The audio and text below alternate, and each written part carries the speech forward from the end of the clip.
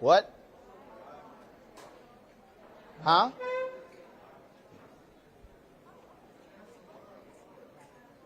Well, we should put it.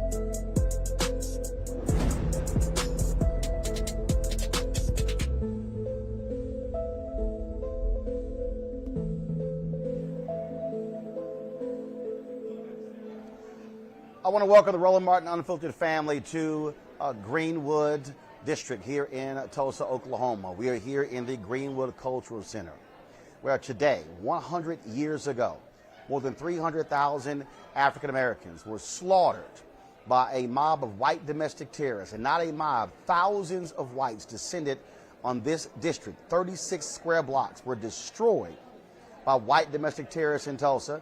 Not one person was held accountable for that heinous act. The most severe racial attack in American history. Planes were used to drop incendiary devices on rooftops. Nearly 1,500 homes destroyed. All businesses destroyed. 10,000 African Americans forced to be refugees, sent out across the country, fleeing here in Tulsa, Oklahoma. Today, they will be holding a town hall to remember the folks. There are 3 survivors left from that fateful day, one 107, one 106, and one 100 years old. We've been here since Thursday chronicling this commemoration of this horrific event, and not just talking about what took place in the past, but how this city and this state has refused to create a victims compensation fund Some say they refuse to actually provide reparations to the people who were impacted, survivors and the descendants. Today, or tonight, the city of Tulsa had planned a massive nationally televised event that was going to feature Stacey Abrams and John Legend. Both of them pulled out.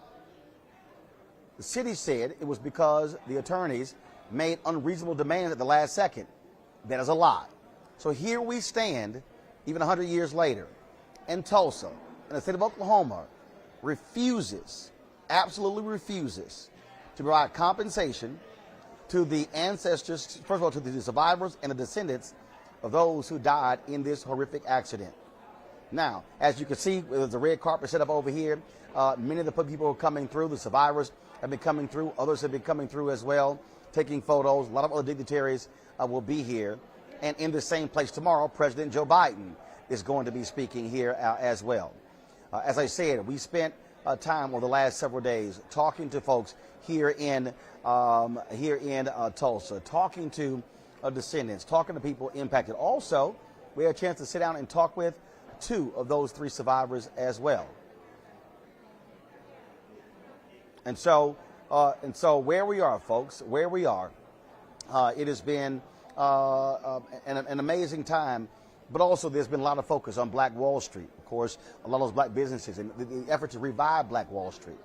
We showed you how here very few black-owned businesses still exist. A lot of the land that black people actually owned, they no longer have access to. And so all of these things are still happening in Greenwood. Right now, again, behind me, you can actually see, we'll take a shot behind me of folks who are here, and they are assembling here. This town hall is supposed to be starting in 11 minutes. And so that's what we're waiting on. We've been talking to various folks, Congressman Jim Clyburn, Congresswoman Maxine Waters, Congresswoman Cori Bush. We're going to be showing you some of those interviews shortly, sharing their thoughts of what took place here in Greenwood. Earlier, I saw Congresswoman Lisa Rochester, who is from Delaware. And so she also is here as well. And so what we want to be able to do is give you context of what's going on, what is happening here, how the folks here are trying to restore what is going on. There are folks, lots of hope that exists, but people still want the city to actually provide compensation. They refuse to do so. On Wednesday, they're going to be unveiling a $30 million museum that was funded by corporate interests and philanthropies, folks here in Greenwood. But none of that money is going to the descendants. None of that's actually happening. And so, folks, it is still a racial divide in Tulsa that exists right now. Those things are still taking place. And so, as I said, folks are gathering here in the room. Like I say, you've had events taking place all day. Vernon AME across from this center. You've got what's also been happening. Folks, they had a taking of the soil ceremony tomorrow. That's going to be exhumation of more bodies taking place tomorrow. And so all of these things are happening because folks want to rebuild here. They want to redevelop this, and for there to be black-owned businesses to be able for them to actually be able to thrive. And so we've been meeting a lot of these black business owners, a lot of young African Americans who are starting businesses and who are building as well. And so these things have been happening repeatedly. And like I say, a lot of people have been inspired. We talked to the Justice for Greenwood community. They want to make this actually an annual event as well. Be able to bring people from all across the country to Tulsa, because it wasn't just Tulsa where there were Black Wall Street. You had Black Wall Street happening in many cities across this country, and so it is an opportunity for this generation to carry forth the message that has been taking place here as well. And so we hopefully we can soon play some of the interviews we played, just folks sharing their thoughts. I talked with the daughter of one of the brother who actually helped create the commission. He's going to be coming through here shortly. Don Rice, a former state official, so we talked with him as well. And so that's one of the things that we're sitting here waiting to hear from. And so he's going to be coming through. We're going to be talking with him as well. And so we're looking forward to that. Looking forward to that conversation. Y'all have been watching our streams that we have been happening. You've been seeing those streams take place. We've been sharing those with you. And so we want to be able to share some of that with you as well. And so I want to do right here, bring me the HDMI cord. Reverend Jesse Jackson spoke earlier today. He spoke earlier today at the prayer wall unveiling that took place. And so I had an opportunity to record that. Reverend, of course, has been dealing with Parkinson's disease. It has been very tough on him dealing with that, but it was great to see him in sound mind and spirit, sharing with the people today as well, where he talked about not only that, but also the need for there to be a reconstruction taking place in this place as well, for there to be a new opening here taking place in Greenwood. And so here's some of what Reverend Jackson had to say earlier today. Whoever's foremost is serving came out of these ashes, John Hope Franklin. Today we were so ignorant of Wall Street. We were so ignorant of the street. Covered up 100 years, so ignorant. We seek the light today. We slay giants. David slew Goliath, Goliath had sons. Giants keep coming. Nehemiah said, so built we the wall because we're the mind to work. We got this day because we're told in Scripture, remove not the ancient landmarks. Our mother and father said, remove not the ancient landmarks. Our mother and father have said, remove not ancient landmarks. Mother and fathers have said. So build we the wall because we have the mind to work. For those who are here today to, on yourself, Bishop and Reverend Turner's chipping remarks today, I want to tell you, it costs us to sustain this institution. You're here today, you give your foundation, your person, give a generous donation today to this church. And this is a landmark of great significance. We seek healing today and hope over despair, fear over indifference. When the walls fall, we come to a special place today to seek healing, reviving our confidence and hope. We all want resurrection, we want to avoid the crucifixion. See, we all want resurrection. We all want resurrection. On Sunday morning. We avoid the crucifixion. And the crucifiers. Truth is, the indifferent, the distant, the children of his reign. 100-year cover up, and yet we rise again. We read truth crushed the earth and rise again. We want healing. We take the glass out the wound. So we say we all want healing. Must get the glass out the wound. We seek to repair the injury. We did not see the real injury until we saw George Floyd's killing. We saw the results in Mateo. We saw the results of others. We saw the George Floyd's killing in real time. Homes and businesses were destroyed. 1,400 homes. And we saw internment camps grow. Clips of the sun, our middays turn to midnights. 100 years of cover-up. Crime against humanity. Soldiers were destroyed at home. Mass murders were committed. A pregnant woman was snatched out of the corner and the bed was still open. Crushed her head, crushed the baby's head, killed the mother. In this place, we stand today, our eyes toward the future. Some real sense, John Rogers is here today. Foremost businessman on Wall Street, Rainbow Pushby on Wall Street 20 years ago in New York, near the Wall Street here. In a real sense, what was burned up here was the Stratford Hotel. John Rogers' great-grandfather. It was America's most popular, most developed hotel of African Americans, and whites began to attend as well. And when you destroy a wall, you destroy his ability to become a Hilton, a Hyatt. When you destroyed the businesses here, you destroyed the future. America's growth took place in the 30s, radio. The government developed the science of radio. We couldn't keep a station, so all stations were by lottery. They gave stations away. But blacks couldn't vote, couldn't be in the lottery. Science and television in the 50s, in the 40s. The government developed the science by lottery. Government defense contractors built Silicon Valley. So the Gates and all that group, they benefited from work. The government must now build a development bank. So we need a second Reconstruction Development Bank for Tulsa.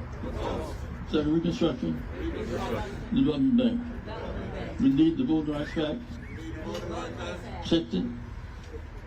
We need affordable housing for all, protected right to vote, quality education for all, training for trade skills, access to capital, development, the African American bill of hate bill.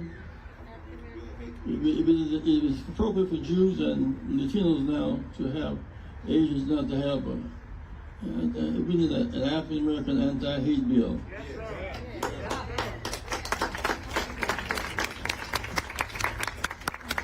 Lynching is not yet a federal. So we need lynching must become a federal crime. We must build coalition, healing and hope, and construction, not hurt and hate, destruction. Scripture says, referenced several times this morning,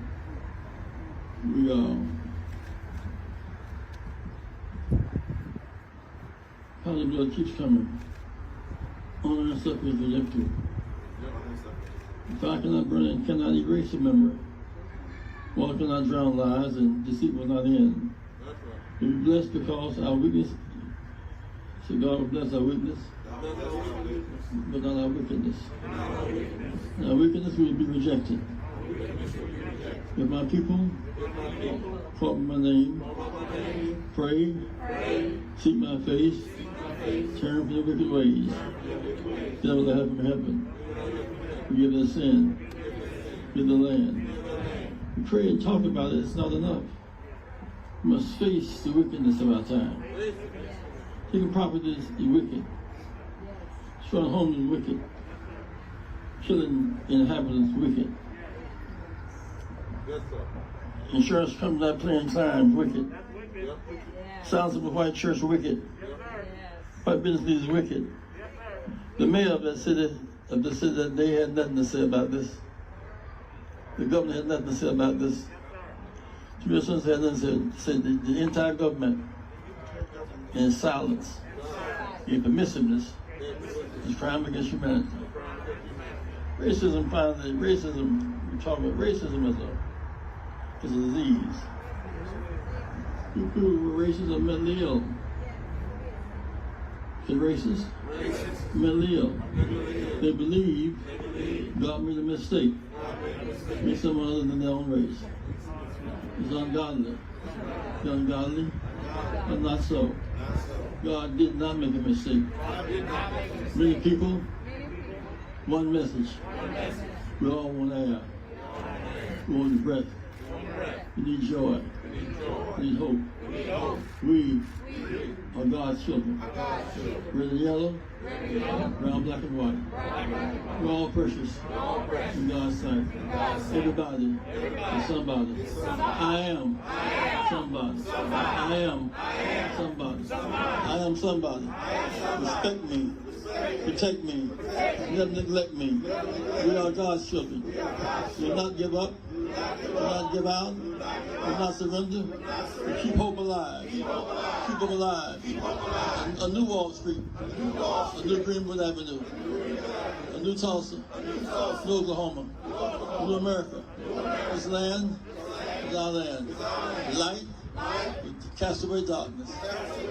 Light will cast away darkness. We have the light. Darkness must flee.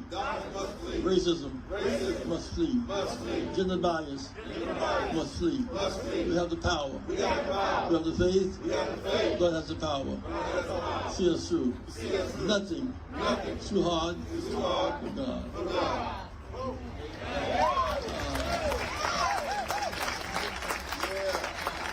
say this to all of you who here today. Sometimes the victims have. Only the victims have the power to forgive and therefore redeem.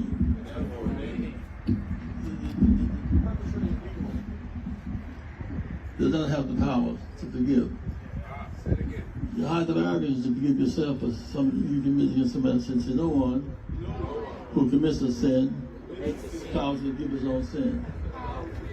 We're the people with the power to forgive. Those who want forgiveness should be repentant, be contrite, admit they're wrong, seek redemption. Emmett Till was killed some years ago, 1955. A woman who lied on him on the deathbed, she had to say, I made a mistake. Emmett Till's mother had to forgive her, let her go into hell blind. See, only the victims, the power to forgive, power to redeem, honor and suffering, redemptive, for the power to give and redeem. Those who want redemption, however, must ask for redemption. Seek a contrite heart. There's some, we're proud successors and lineage of our foreparents who were brutalized. There are those who giants killed, but their sons keep coming. This legislature today, they're descendants of those who engage in wrong. Those who seek to limit the vote, they are descendants of that.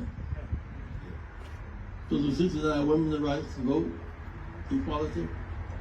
We, the people of light, fight the children of darkness. We seek renewal today, revival and redemption. God's grace shines upon us today in Tulsa and our lives. We need second Reconstruction Development Bank. We need second Reconstruction. Yeah, I'm going to tell you, when the World War II and the Marshall Plan had been bombed, what made the Marshall Plan significant was not the size of it. 50-year loans, 2% government secured. 50-year loans, 2% government secured. That bank would be a light. People of Appalachia, Tulsa, New York, Mississippi, the whole nation can grow through its development for all, and this profit for a few. I am somebody. I am somebody. I am God's child. I am God's child. I will not surrender. I will not surrender. I will not bow down. Stand up. Fight back. Stand up. Fight back. Love matters. Love matters. Hope matters. Healing matters. Keep hope alive.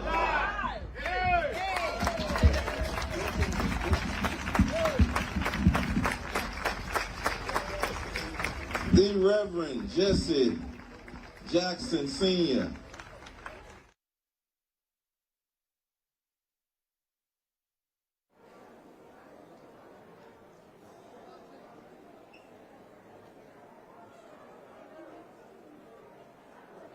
Reverend Jesse Jackson Sr. speaking today at the dedication of a prayer wall right across the street, Vernon AME Church, where African Americans 100 years ago went to seek refuge as a result of the white domestic terrorists who were attacking them here in Greenwood. Folks, Reverend Dr. Martin Luther King Jr., there were only two preachers who he ever personally ordained as preachers. Reverend Al Sampson is one of those two. He is a pastor out of Chicago. We caught up with him yesterday at the Black Wall Street Legacy Fest that took place just outside here of the Greenwood Cultural Center. Here is my conversation with Reverend Al Sampson.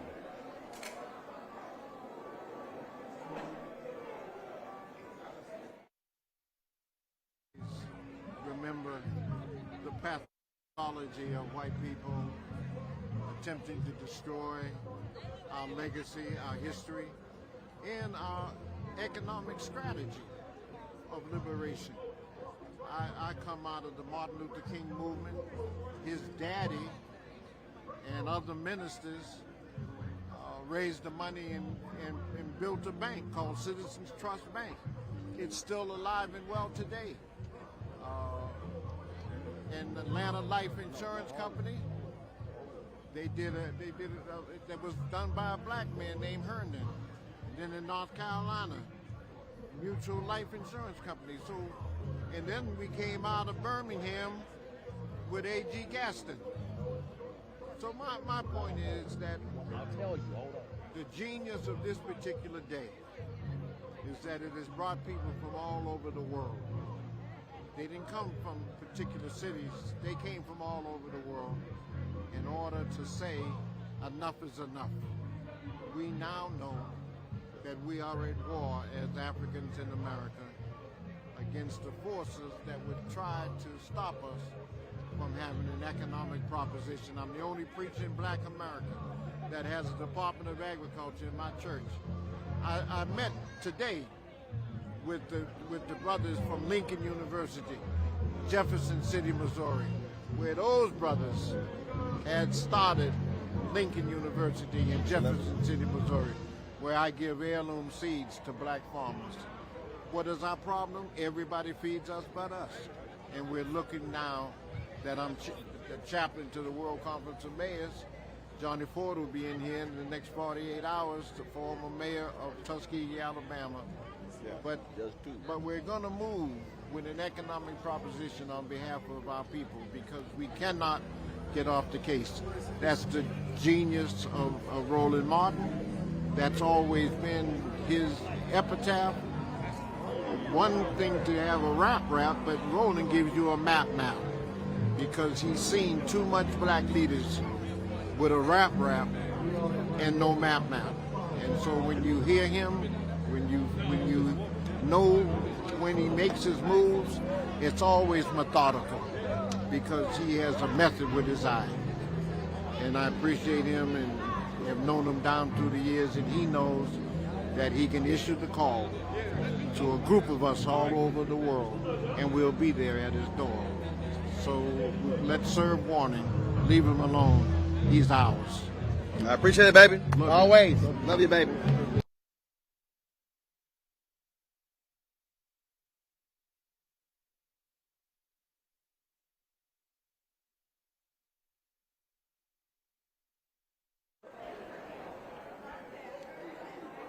So that, of course, was my man, Reverend Al Sampson. It was always great to see him and talk with him here in Greenwood. Spent lots of time chatting with him over the years, the 6 years I spent in Chicago. And as I said, somebody who was right there with Dr. King talking about, of course, the need for a guaranteed income. And so we've been discussing that. Folks, in a moment, they're going to be bringing in the survivors in here for this town hall. We're supposed to start at 2 o'clock. We're running just a little bit late. So what I want to do is I want to share with you another conversation that took place that we had with a lot of different people here. But one of the folks who was here yesterday is Congressman Jim Clyburn. And so we caught up with him as he was out and about as well here in Greenwood. And so let me share that conversation with you right now, Congressman Jim Clyburn.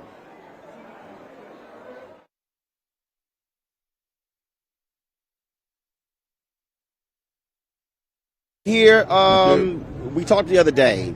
You're a historian. You understand history. What does this mean? Finally, having this told everywhere for the world to now know what happened here 100 years ago. I think this will open people's eyes to our real history, and this coming at the time it comes under these circumstances will allow us to open up discussions, not just about Tulsa, but we need to be talking about Rosewood down in Florida. Right. It was about 30 different massacres. Absolutely, all around the same time. Now, all of that started way back in after the 1870s, there in South Carolina, called Hamburg. Mm-hmm. The Hamburg massacre was one of the worst things that ever happened. And so I think that we need to have a real serious discussion of all these things, and hopefully people will begin to understand. I think that a lot of people do not understand because they do not know. If they knew better, they would do better. I also think that what we're dealing with right now is, and I got a book I'm releasing next year, we're living in this age of white fear of the changing demographics. The response to January 6th, that was a direct response to how black people were voting when Trump singled out Milwaukee, Detroit, Philadelphia, and Atlanta. And so what are you seeing in your conversations to white Democrats who aren't fully understanding of this history and how those policies are still impacting black people today? Well, you know what, believe it or not, and I won't call names, but you do a lot of interviewing, and I can tell you, you are hearing some differences in the rhetoric today from people I've had some one-on-one with in the last several months. I can tell you that.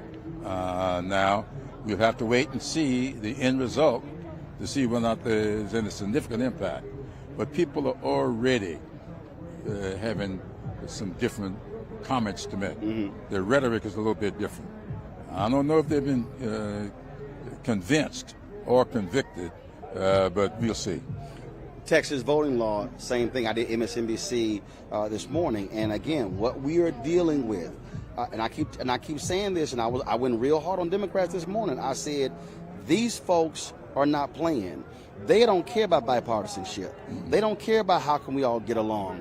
They are trying to drive power. They're trying to drive control. They're controlling 2/3 of all state legislatures. They're controlling governors' mansions.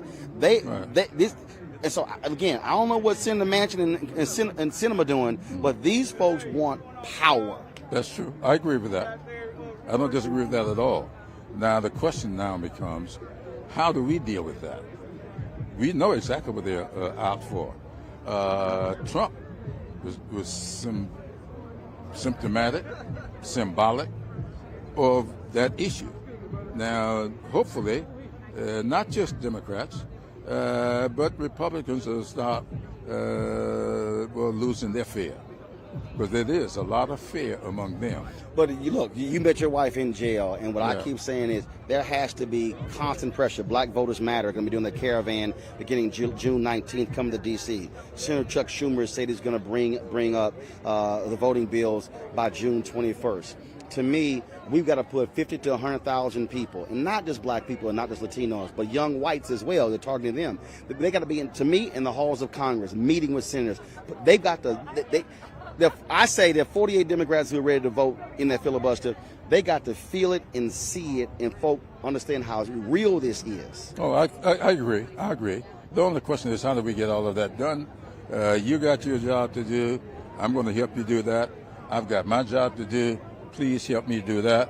And maybe together, you do your part, I do my part, and we'll win. Well, Alphas, we used to having to help Omega, so I'll be more than happy. but luckily you're a fellow Archon, so we can agree on something. Absolutely, absolutely. Not much, but something. Not much, but something. Yeah. Congressman, I appreciate it. Good to see you, buddy. All right. All right.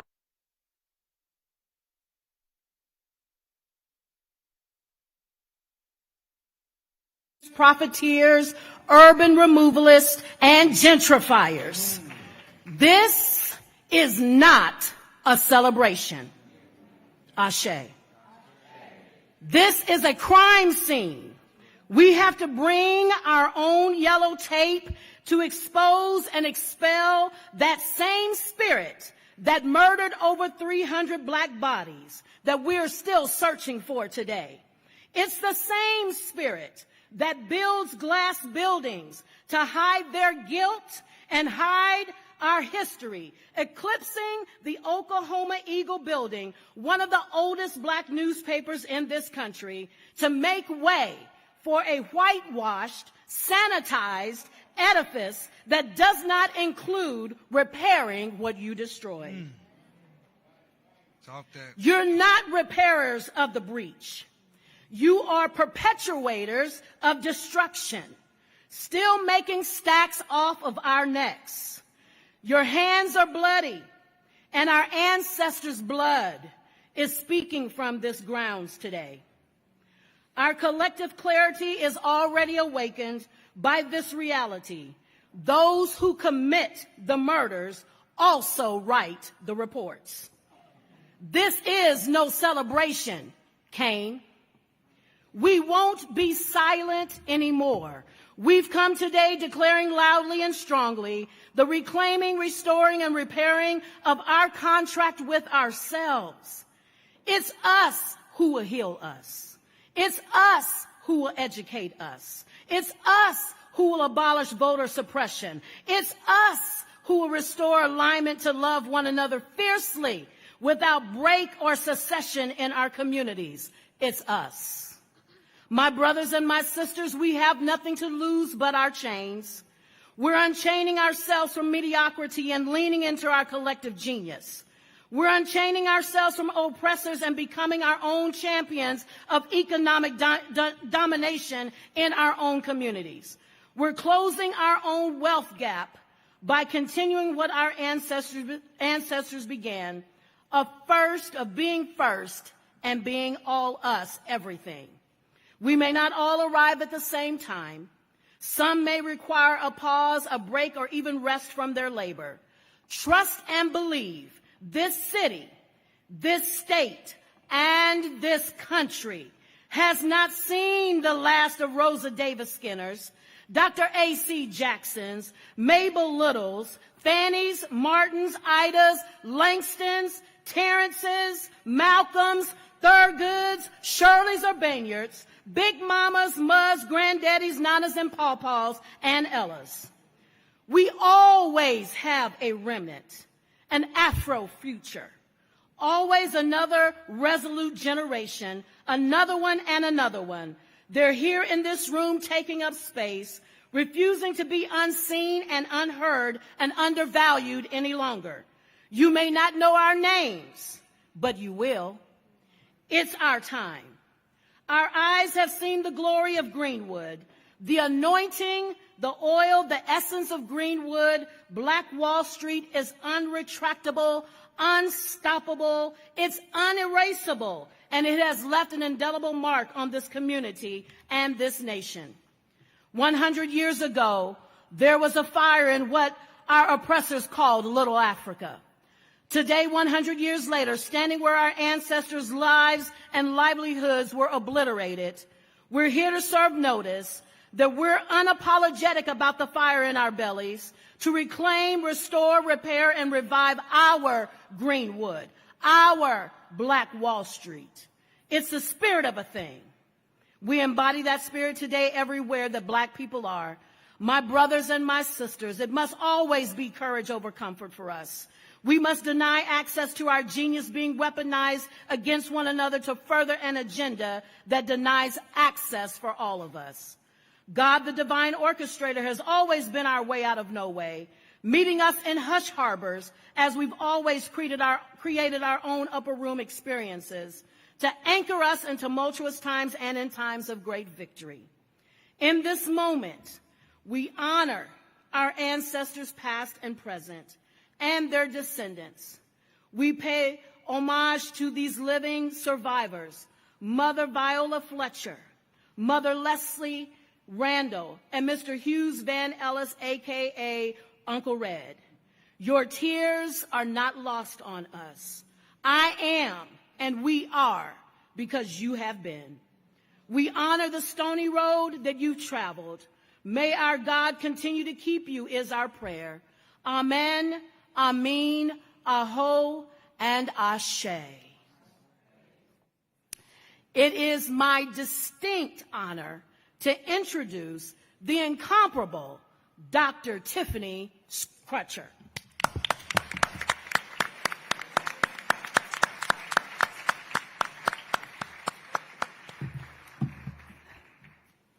Good afternoon, everyone. Y'all don't act like y'all believe in justice. Good afternoon, everyone. Good afternoon. Let's get a little bit more hype. Look at your neighbor and say, neighbor, you're in the right place. At the right time. Now look across the room and say it a little bit louder. Say, neighbor, you're in the right place, right place at the right time. at the right time. So as you know, my father is a preacher, so I had to get that out of the way. I'm Dr. Tiffany Crutcher, and on behalf of the Justice for Greenwood Foundation, I would like to welcome you into this sacred space. We are honored to have our survivors, who you'll see in just a moment, our descendants who are here, and our community. Thank you so much. We believe that the most precious thing you can give anyone is your time. So thank you for your time. And to all of our family who's come home, this is homecoming. Thank you so much for being here. Give yourselves a hand.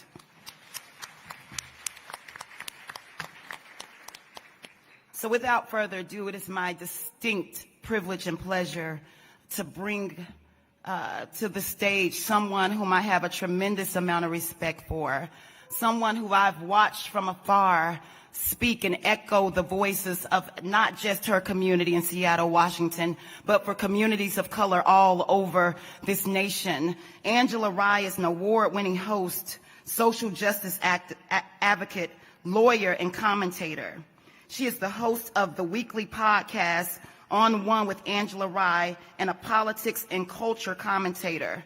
I've known her for a little while now. Her dad, Eddie Rye, who is a long-time civil rights activist and radio host in Seattle, Washington, he's adopted me as one of his own. I call him Uncle Eddie. And so this moment right now is not coincidence. It is divine that she and I, that we've connected for this very moment, for a time such as this, to help us in Tulsa, Oklahoma, get justice for Greenwood. She's the real MVP. She is the reason why we are here today. Yeah, y'all can clap for that. Yeah.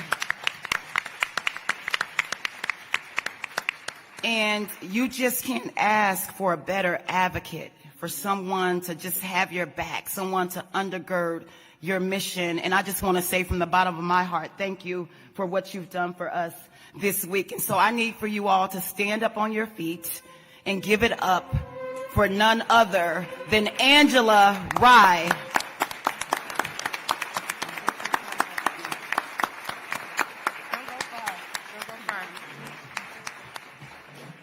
Good afternoon, everyone. I've been telling Tiffany and Demario all week, I am not the real MVP. Truly. And I would like for a moment, I'm going to introduce you in a moment, but Demario Solomon Simmons and Dr. Tiffany Crutcher, please come stand right here and get your flowers and your applause. These are the MVPs, y'all. They're fighting every single day when people are not paying attention, when they are paying attention, if they have to scream, fight, cuss, kick. They are fighting every single day to ensure the survivors, your ancestors, you all get justice. Clap like you mean it. These people are doing the work. They're doing the work. Thank you. I love y'all. I mean that. So speaking of doing the work, you all have been called here today not to celebrate, not to grieve, but to do the work yourselves.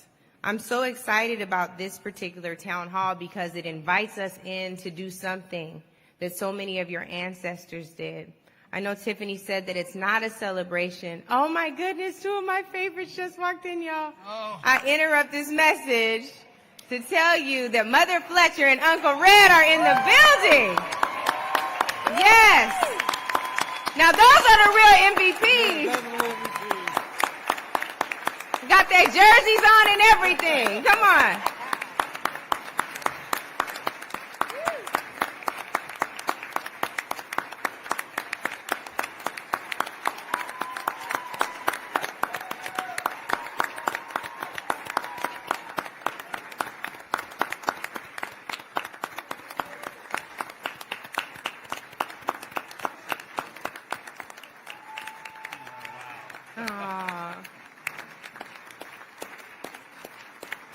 Now, I don't know if you all can see in the back, but Mother Fletcher got her Jordans on. She told me the other day, she said she likes her Jordans. I got to send her some more. I'm going to have Nike send a care package. And then Mother Randall said, well, I like them too. And those will not count as reparations. Those are just the J's, okay? Let's be clear. Right, that's right. We're not so easily bought, but we'll take a care package. When I watched Uncle Red testify on Capitol Hill the other day, I'm sure many of you all saw it, the reminder he gave us as he stood in the face of people or sat down in front of people who haven't always been supportive of reparations, not even the idea of an apology. And he reminded them, after being a veteran, that we are all one America. And it's a challenge. It's a promise we haven't fulfilled yet, right? Being one America means you see their humanity, you see their need, their fight for justice, and you acknowledge that. So that will be some of the work of the descendants today, you all today. So as Uncle Red takes his seat, I would like for those of you who are present and you are descendants to stand on your feet. If you're a descendant in the room, if you can stand up, please. If you're a descendant in the room, if you can stand up, please. Yes.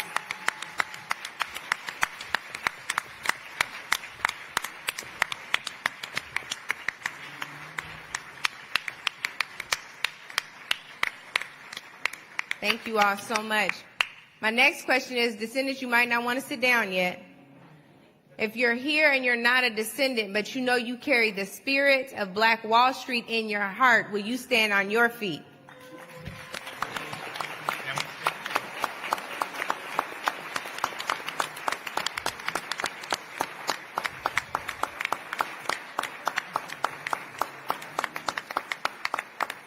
Thank you all. I just have a couple of more formalities. What Tiffany did not say is I'm the former executive director and general counsel for the Congressional Black Caucus. And some of my former bosses and CBC family are here today, and I just want to take a moment to quickly acknowledge them. We have Congresswoman Brenda Lawrence, who's joining us today, and Congresswoman Lawrence represents Michigan, and she will bring opening remarks on behalf of the caucus in just a moment. You have Congressman Hank Johnson from Georgia's 4th District, Congresswoman Barbara Lee from California's 13th District, Congresswoman Sheila Jackson Lee from Texas's 18th District. You have Congresswoman Lisa Blunt Rochester from Delaware, at-large member from Delaware. There she is.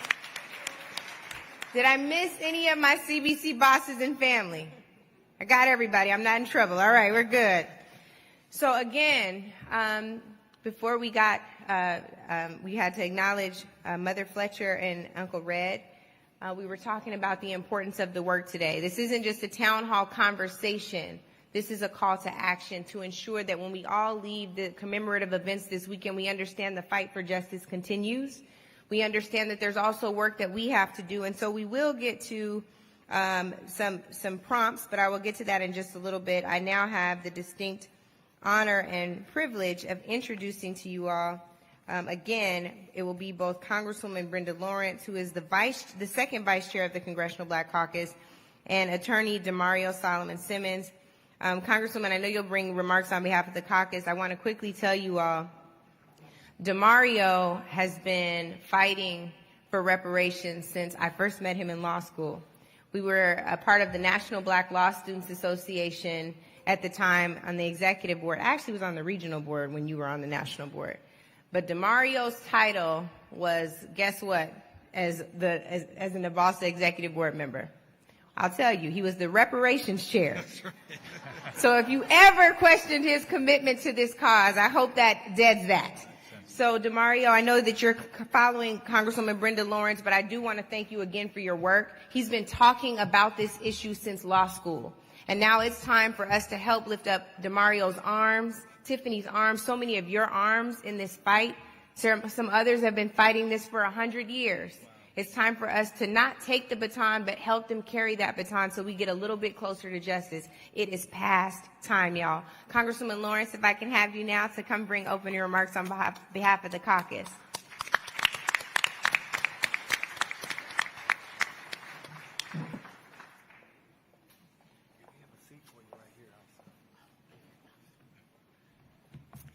Hello, everyone. Hello. I want to thank Angela, who is my sister girl. I am just so proud of her. She shows up every time we need her present. And to fly here today from Detroit, Michigan. Now, some of you, I know you got some relatives in Detroit.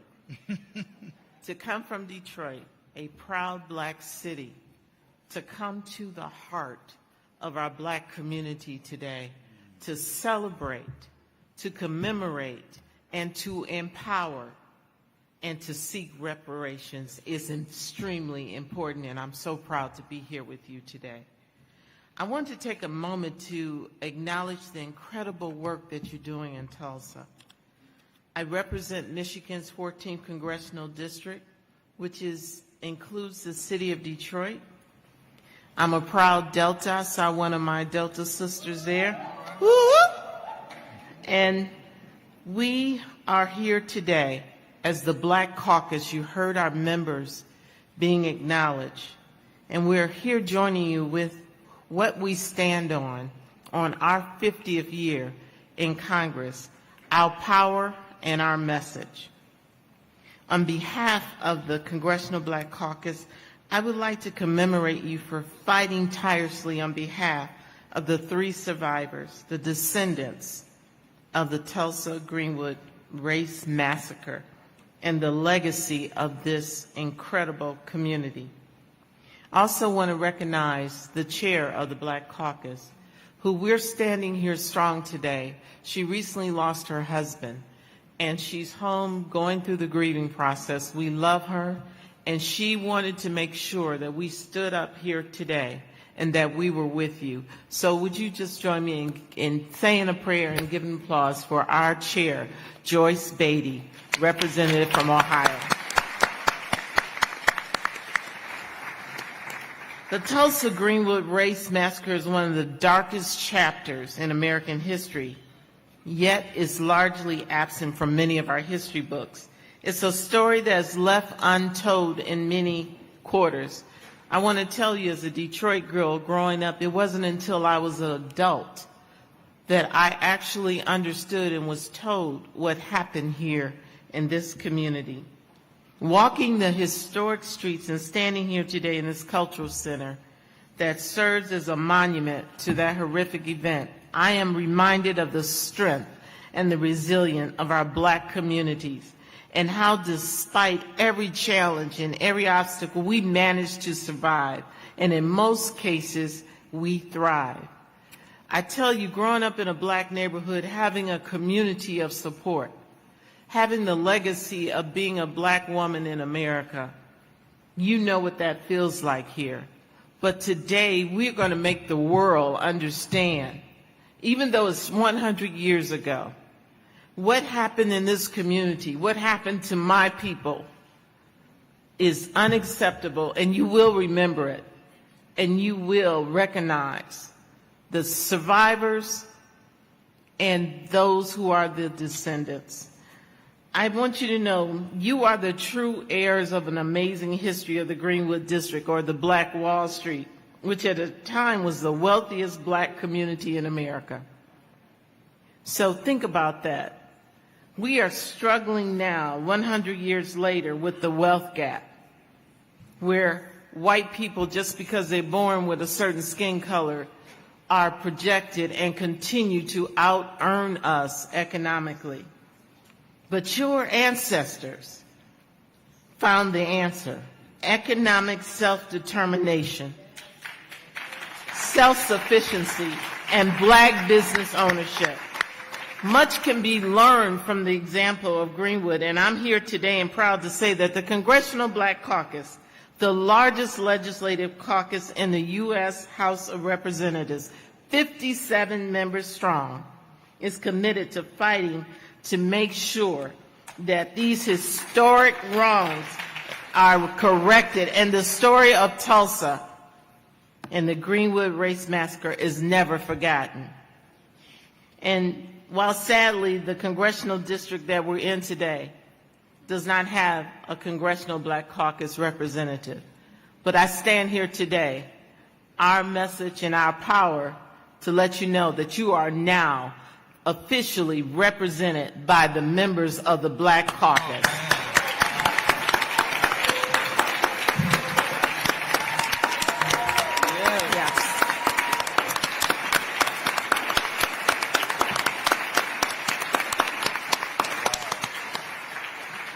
part of the resilience and the stories, if you ever look at the history of all of us in the Black Caucus, we went through struggles, and we understand, and we will not leave you alone. And you know, we are family, and we fight every single day, and that's what makes the Black Caucus so strong, because we know when we're in Congress and we're being ignored or the policies are not one that's including us, I got 57 behind me pushing through, and we will make a difference for Greenwood. 2 weeks ago, members of the Congressional Black Caucus who serve on the House Judiciary Committee had a chance to hear from our beloved survivors, Ms. Fletcher and Mr. Hughes Van Ellis, and Ms. Bennington Randall at a hearing, Continuing Injustice, the centennial of the Tulsa Greenwood Race Massacre. Now, you think if the Black Caucus wasn't standing there saying we should have this hearing, do you think it would have happened? No. So I want you all to understand, when you see Black people showing up in a place you don't normally see us, support them.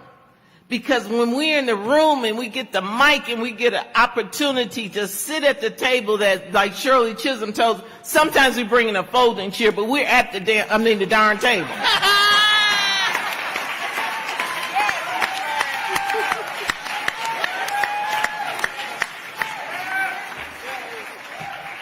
Most recently, my friend and sister girl, April Ryan, produced a segment for the Griot which explored the history of the Tulsa Race Massacre and the continued fight for the justice for the victims of this horrific event and the survivors and all of you, the descendants.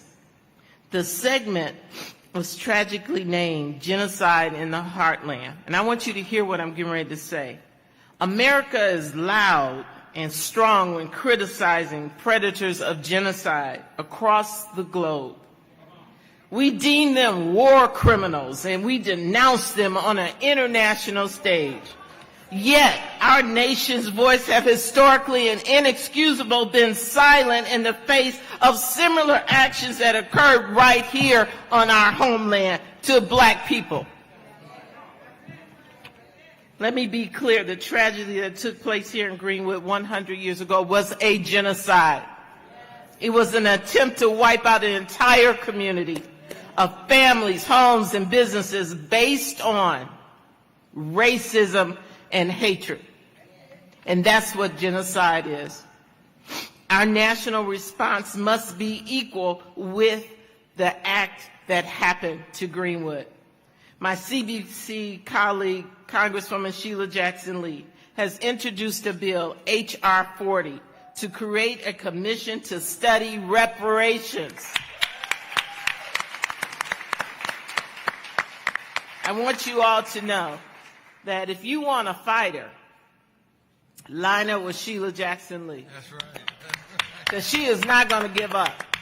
We could be talking about finding money to plant trees, and she said, but you know, we need to vote on H.R. 40. And everybody's going like, what?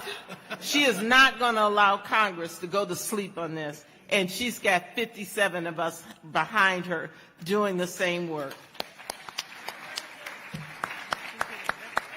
It's an important and necessary step towards serious consideration of reparations, and the Tulsa Greenwood Race Massacre must be a critical part of the discussion. The Congressional Black Caucus, we are 100% supportive of reparations and support and resources for this community. It is a debt that America owes, and we're going to make sure they pay it.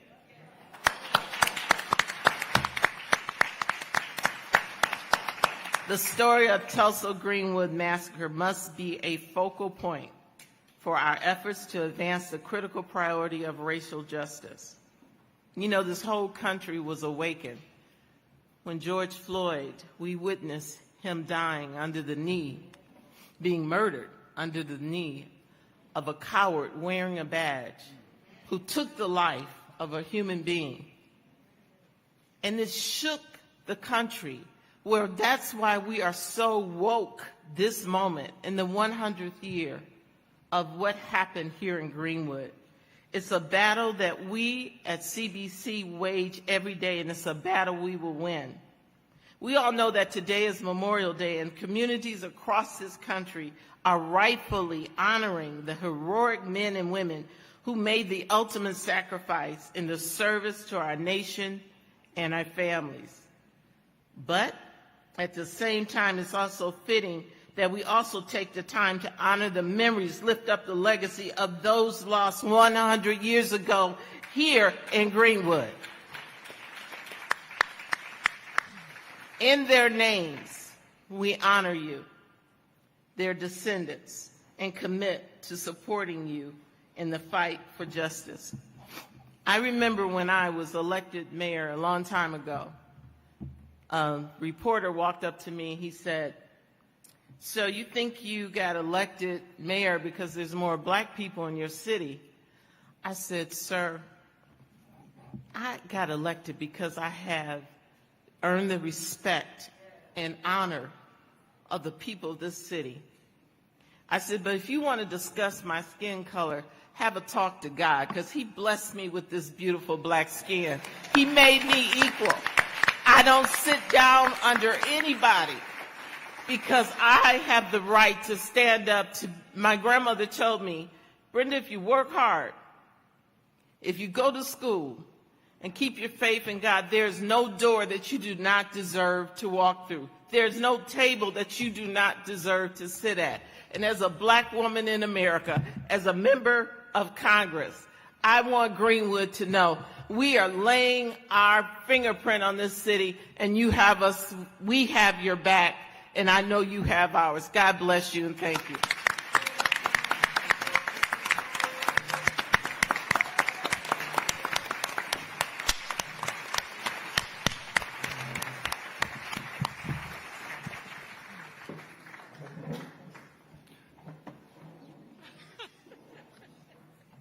This is beautiful.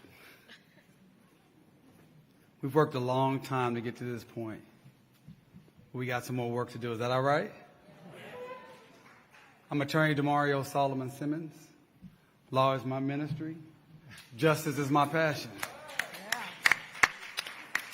I won't be long, but I got to be strong. Is that all right? I won't be long, but I got to be strong. What I want to do is really talk about the Justice for Greenwood Foundation, what we have set out to do, what we have done, and what we plan to do in the future. And so you can understand, who's fighting for you and what we all collectively are fighting for. Is that all right? All right, so just our mission. At the end of the day, we seek justice and reparations for the survivors and the descendants of those who suffered the massacre. It's real simple. That is our guiding star. We have 4 major points. Number 1, financial compensation for those who suffered the massacre. Number 2, we want accountability. Right, Sarah? We want accountability for all those who perpetrated the massacre. We want to make sure we document and publicize the stories and the narratives of descendants all around what we call, and I want you to start saying this word, Greenwood diaspora. Say that. Say it one more time. Greenwood diaspora. Because we were dispersed throughout the world, but we're one. And that's what we want you to understand when you leave here today. We are the Greenwood diaspora. We are Greenwood. And then number 4, we want to make sure we are able to tell the truth about what happened with the massacre. We don't really even understand exactly what happened with everyone in the massacre. We want to tell that truth, and we want to stand with our survivors and our community to make sure that resources continue to start flowing into our community. Is that all right? Let's talk about a few of the things we've accomplished to date, because we've been busy and we've had some great successes. First of all, we filed a historic public nuisance lawsuit that no one saw coming. Go on and give it up for that. I know. No one saw coming. I want you to know we worked on that case for over 18 months in silence. We pulled together a team of lawyers from around this country, and you're going to see some of them today. You're going to hear from a few. And we worked on that case, and we worked on that case, and we worked on that case. And we almost filed that case last Juneteenth when Trump was coming down. We said, no, we need to wait. And we finally got that case filed in September, and I'm going to tell you a little bit more about that case. We worked to get a congressional hearing that Representative Lawrence just talked about just last week, and Representative Sheila Jackson Lee, who I want to tell you, when we got to D.C., they tried to make us park a mile away from the Capitol. And Representative Sheila Jackson Lee was on the ground. It was hot. She was on the ground, and she said, no, no, no, no. These people are going to come right to the steps of the Capitol, and that's what we did. But we had a hearing. Yes. And more than a hearing, because of my frat brother, Representative Hank Johnson, we have a bill introduced on our behalf for Greenwood. Now, yes, give it up. We have a congressional bill that was introduced last week by Representative Hank Johnson, and many of the CBC members have already signed on. We've created this descendant network that's never been created before. So many, all these descendants in here, most of them we've talked to, we've interviewed, and we actually created a descendant hotline. And I'm going to give you that number here in a second. Because again, we are the Greenwood diaspora. We are Greenwood, so we're bringing ourselves together to be a strong bloc. We were able, a little small, grassroots, North Tulsa organization was able to fundraise enough that we did something that no one had done before. We gave our survivors, each one of our survivors, $100,000.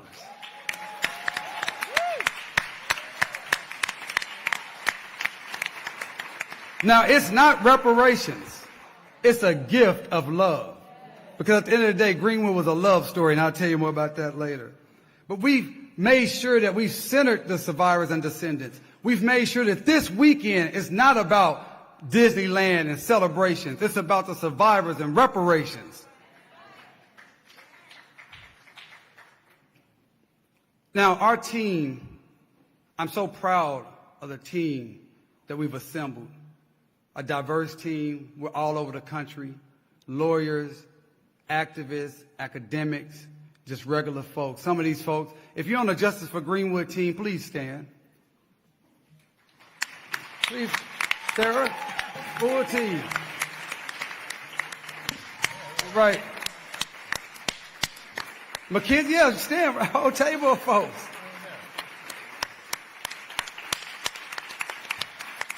These are the people that's been working on the behalf of Justice for Greenwood. And look at this legal team. And you're going to hear from some of our other lawyers here. We are committed to getting justice for Greenwood because of the tireless efforts of these people you saw on the previous slide and this slide. We have the passion, the compassion, and the resources to fight this fight as long as need be. I hope it's not another 100 years, Michael, but we're going to fight it. Is that all right, Uncle Red? That's right, that's right.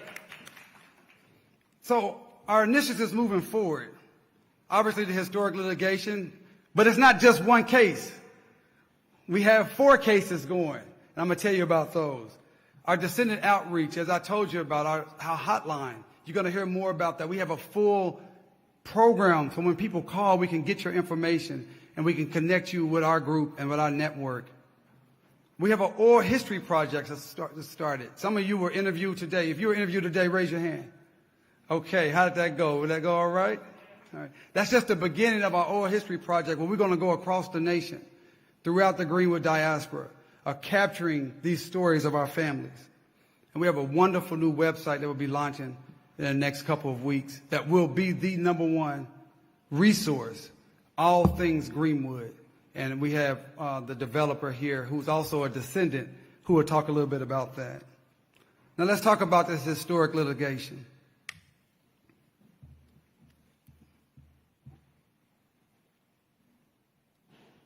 As you know, we filed the public nuisance case September 1st, 2020. And I want to clear up a few misconceptions about the case. The case is for everyone in Greenwood. It's for the entire North Tulsa community. It's for all those who were impacted by the massacre. Yes, there are certain individuals who are named on the litigation, But when we are successful,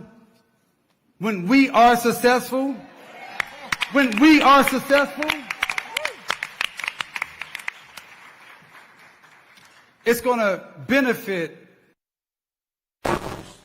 descendants in our entire community. It's going to benefit survivors, descendants, in our entire community.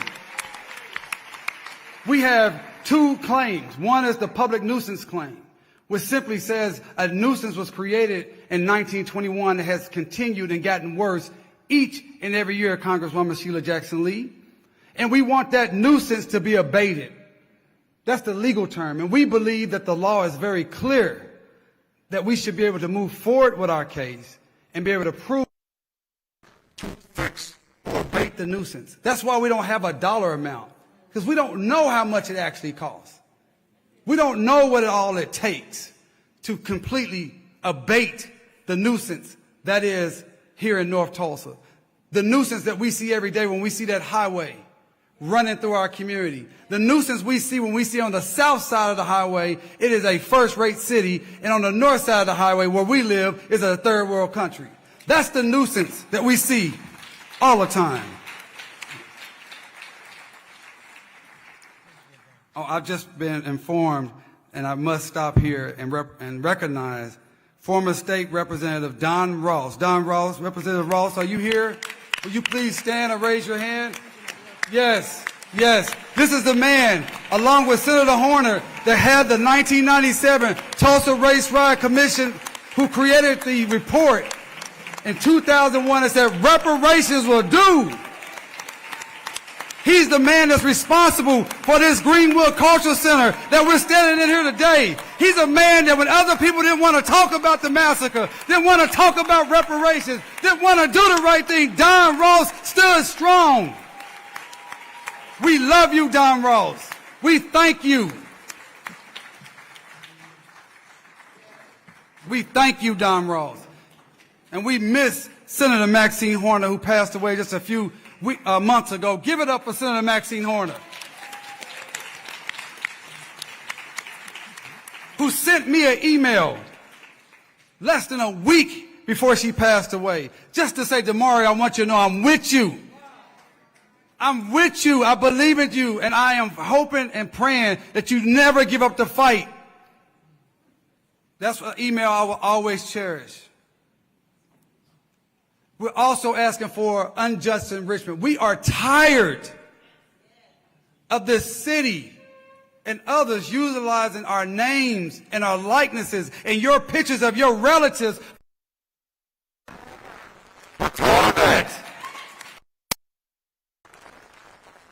Have your grandfather, your auntie, your cousin, your father's picture being utilized in movies and books and shows and museums while you get nothing. That's your intellectual property. That's your family heirlooms. That's your narrative. That's why we said, you're not going to build this $30 million history center and give our people nothing.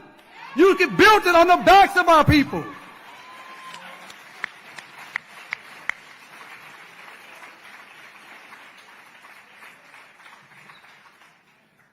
In the litigation, we have 7 defendants. Now, please know, we looked at a lot of other defendants. And my good friend, former Carver Middle School in Booker T. Washington, my classmate Stephen Terrell can tell you, we looked at a lot of different defendants. But we settled on 7 defendants, obviously first being the city of Tulsa. The second being the Tulsa Regional Chamber of Commerce.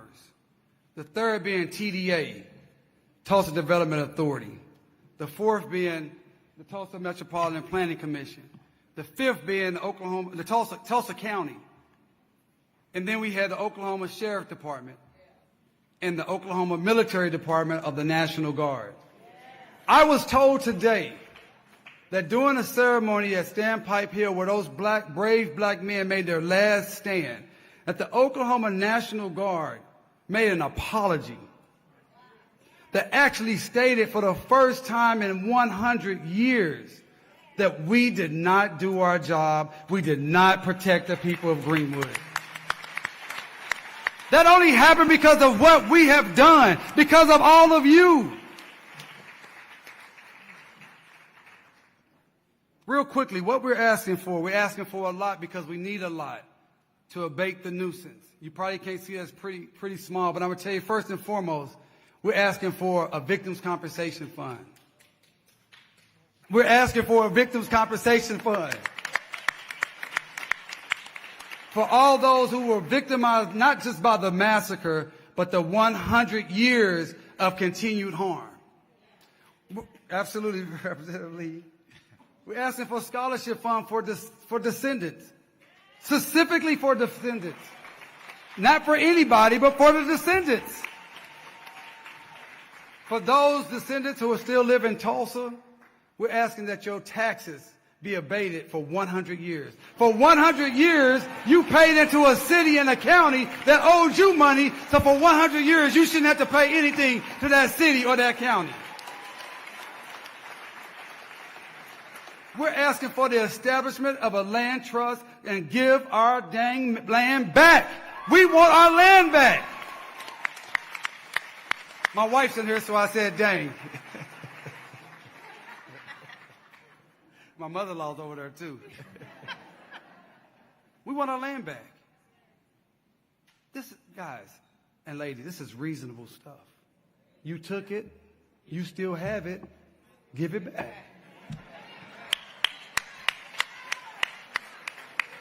When they come to black folks, they just lose their mind. Like, what do you mean? No, we want it back. We want, in fact, this land we're right here in Greenwood Cultural Center, this is actually owned by the city of Tulsa. I'm saying right here, we want this land back. We want this land back. And if you say, well, I can't give you the land back, well, give me the fair market value of the land today.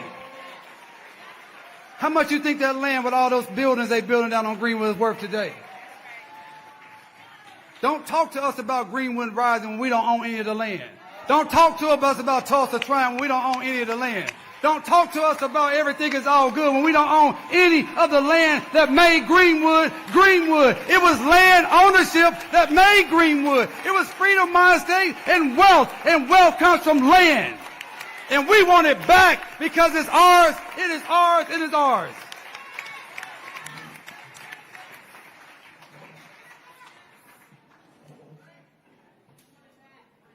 I said I won't be long. But I gotta be strong.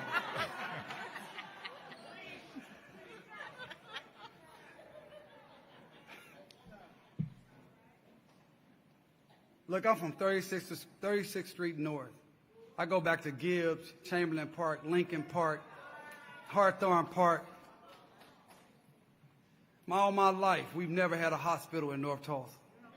All my life, we've had to go. People die on their way to EMSA because there's no hospital in our community. But guess what? Before the massacre, we had a hospital. So we want a hospital. We want the Dr. A.C. Jackson Memorial Hospital built in our community so we can have first-rate health care right in our own community. That's a part of the abatement. So when these people talk about we asking for money, we asking for life. We asking for liberty. We're asking for property. And yes, we're asking for money.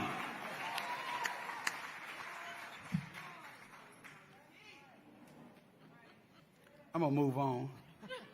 Because I also want to tell you real quickly, it's not just the public nuisance litigation. Because of the legal team, because of the people who are pouring in the resources, we also are filing several open records litigation because as the city was lying to the nation, saying they wanted to be transparent, they wouldn't even give us all the records that they have about the massacre. But we sued them for that. And we also sued Tulsa Development Authority. We also sued Tulsa Metropolitan Planning Area Commission. And guess what? We're going to be suing a few others. We want all the information. Because we're tired of us having to always tell the story. We want to know who actually perpetrated. We want to know the names of some of these people on these pictures with their rifles. We want to know who their grandchildren are, whose uncle was that, whose father was that that's now in power. We want that information. But it didn't just stop there, because there was a lot of insurance companies that didn't pay. Did they pay our claims? Did they pay us fairly? Well, we have researched because of our diligence. We actually found and reviewed hundreds of claims. We know what was lost. We know where the people lived, and it's granular. And if we have this outside on the counter. Some of you probably have this in your hand. It's so granular. It talks about people losing their encyclopedia sets, their mattresses, their silverware, their clothes, their family heirlooms. And we found through our diligent research these 13 companies that are still in operation today. We found them. And we've reached out to them. We've sent them letters. And to date, only one company has called us back for a meeting. Is that right, Michael?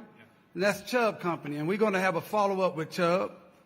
But these other ones, and I had the great honor on Friday night to pick up our auntie, our collective auntie, Representative Maxine Waters. I had the great honor to pick her up from the airport. And if you didn't know, she's the chairwoman of a thing called a Financial Services Committee. And you know what the Financial Services Committee is over? One of the things that they regulate is insurance companies. And Representative Maxine Waters told me that she's going to have a hearing with these guys to talk about what they're going to do about those claims that they never paid. That's what she told me. I think she told, yeah. I'm going to get to her. So maybe they'll talk to us. Maybe they'll return our letter after Auntie Maxine has a little hearing with them. Yeah. But it doesn't just stop with the insurance companies and the city and the county. I want to show you just a quick video because it wasn't just the insurance companies that hurt us after the massacre. It was also the banks. You will see, if you go to Tulsa, you will see a huge marble statue type of tablet that has on it all of the claims that were put in. My father sued for 7 years from 1921 until they were able to get a judge in 1928 to throw the case out of court. Because if the insurance company had paid him, they would have had to pay all the other people who held policies. And it wasn't only the insurance companies. The banks also took advantage of it. If you had lost your bank book in the fire, the bank claimed, as the Muskogee National Bank, claimed they had no records of you. And so nobody could even get their money out of the bank unless somehow their records had survived.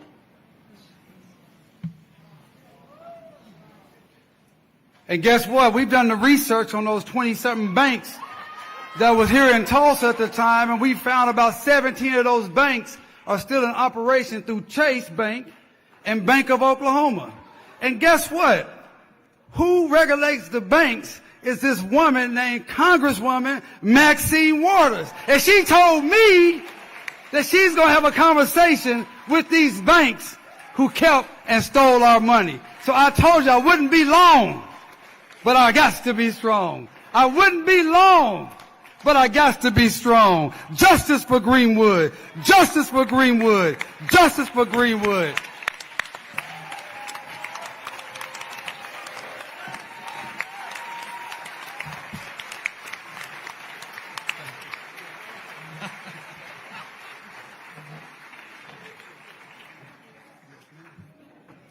There was a lawsuit that was filed, I believe, while we were still in, it might have been before we got to law school. DeMario's been working on this issue since then. Then it was with Charles Ogletree and Johnny Cochran. Baby lawyer. Who's Baby Lawyer? Baby lawyer. Oh, Baby Lawyer. He said, you weren't a lawyer yet? In 2004. Oh, yes, he was in 2004. That's true. Okay. Fact checking up here in real time. Okay. Y'all get to see we really are like brother and sister. So next we're going to introduce you all to the Justice for Greenwood Partners, although I feel like I should be saying the doors of the church are now open. Is there one that's standing for justice? But I believe there's a room full. So the introduction of the Greenwood Partners, we have Michael Swain and Sarah Sofinelli, who I had the... Y'all wrote that down wrong on here. I'm so sorry. Michael Schwartz, I'm going to put some respect on your name. It is right on this sheet. That's true. SRZ is one of the most prestigious international law firms in the United States to partner with DeMario and Justice for Greenwood. SRZ is committed to the fight for reparations and has more than 20 attorneys. You saw some of their faces up just moments ago, working on Justice for Greenwood initiatives, providing millions of dollars in attorney hours. They're demonstrating in practice what reparations should look like. So thank y'all. Yes. We have Jaya Rapp. Am I saying that right? Jaya Rapp, who is a descendant and hails from Commerce House, a member of the Commerce House team who has provided countless hours and resources of marketing and branding support for Justice for Greenwood. Jaya, will you stand? There she is. Thank you. Oh, and Nicole Austin Hillary, who I remember from the Brennan Center, at the ground level and has been a partner for over 2 years, working with DeMario and Dr. Tiffany Crutcher. The work began with police reform, which was sparked, of course, by the killing of Terrence Crutcher, who is Dr. Crutcher's twin brother, by Officer Betty Jo Shelby. Human Rights Watch also wrote a damning report on reparations and is responsible for exposing the commission. The commission. More on that later. But it turns out their biggest... So we won't be seeing them much, but we've heard about them. We'll come see them. Next and finally, last but certainly not least, is Amanda Jackson from Color of Change. I'm sure you all have seen the Color of Change petition for Justice for Greenwood that's been circulating. I learned just the other day that it's been circulating actually since 2019, so she's been in the fight with Justice for Greenwood for quite some time, and Amanda is bad, y'all, and I'm talking Michael Jackson bad. Sister, we thank you so much for all of your hard work and all that you've done to support Justice for Greenwood. At this time, I'm going to turn it over to Michael and Sarah for an update, whatever. Okay. And now, after the preacher is finished,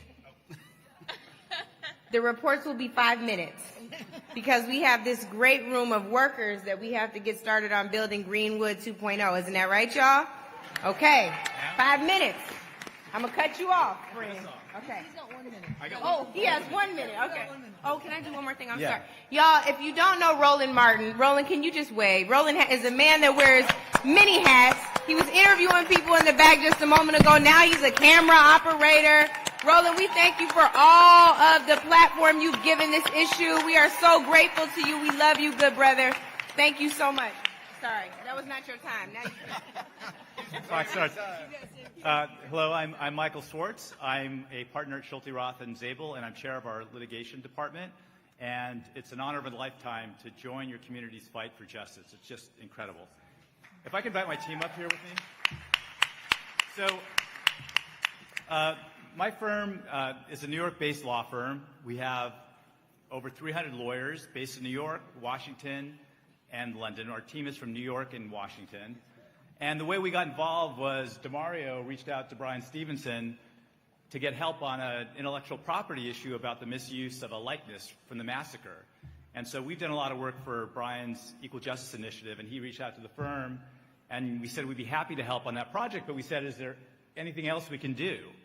And DeMario found some things for us to do. You've seen him up there. To give you a sense of what our work has blossomed to, at this point in time, I think we're up to 30 lawyers, 20 business staff. We've donated 2,700 hours of time. And at New York billing rates, that amounts to over $2.5 million in donated legal services. So,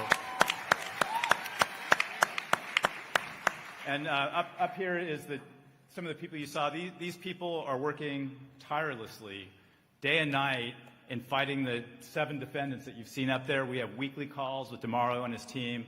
It's just been an amazing experience. It's an amazing lawsuit. Cannot wait to celebrate victory with you all.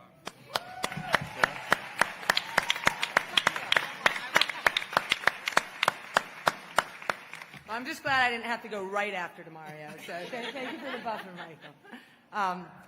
So I'm Sarah Stoffnell. You may ask, why is a large corporate law firm from New York involved in this case? And not surprising, many of us never heard of the 1921 Tulsa Race Massacre until last summer. But we listened, and we learned, and we're still listening, and we're still learning every day. And even though we are not from Greenwood, and we are not descendants of the race massacre, we do believe that it is our collective duty, our moral obligation, our professional obligation as lawyers, as human beings, to use our privilege, our immense privilege, and the resources that we have to help Greenwood access justice through the legal system. And it's a system, a legal system that has failed far too many people for far too long. It's a system that's part of the power structure in this country that has oppressed and silenced the survivors and descendants for 100 years. And not just survivors and descendants of the Tulsa Race Massacre, but black survivors and descendants of the ongoing state-sanctioned violence and systemic racism in this country.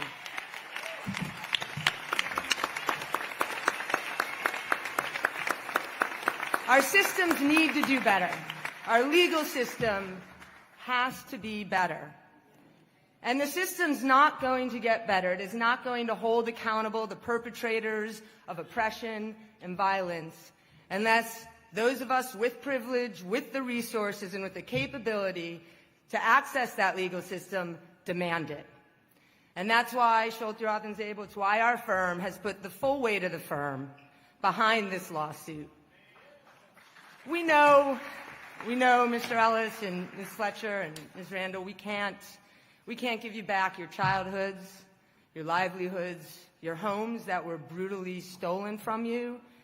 But we do hope that we can play some small part in repairing your community, all of your community, through reparations, through restitution, through respect, and take a step toward eliminating the racial disparities that are pervasive and the persistent inequality of opportunity.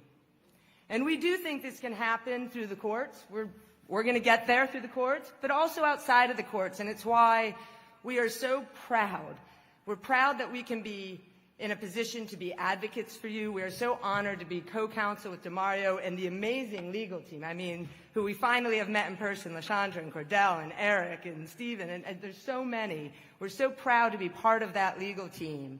But we're also proud to now represent, also as our client, the Justice for Greenwood Foundation. There's so much to do, and as Michael said, our firm, not just lawyers, but non-lawyers, our entire firm has put our time and energy and our hearts into Justice for Greenwood, from doing estate planning for survivors and descendants to working very closely with Greta and DJ at Justice for Greenwood on the oral history and descendant outreach project, and just providing general counsel and legal, business, operating, any advice that we can give to Justice for Greenwood Foundation. We are here to give it. So I will say I stand here incredibly humbled and awestruck of the survivors and all of you, the entire community, raising your voices, demanding justice. We are so grateful and honored that you are allowing us to represent you and, as I say, to play some small role, to be just one tool in your toolkit to accomplish that. As Representative Lee said yesterday, while we may be members, thank you for giving us an opportunity to be part of the movement, to be moving. And you have friends we are a large firm in New York. You have friends in New York. We are there for you. We are proud to be part of this. We cannot wait to see victory and justice for Greenwood and for black communities across the country. When you rise, everybody will rise. Thank you.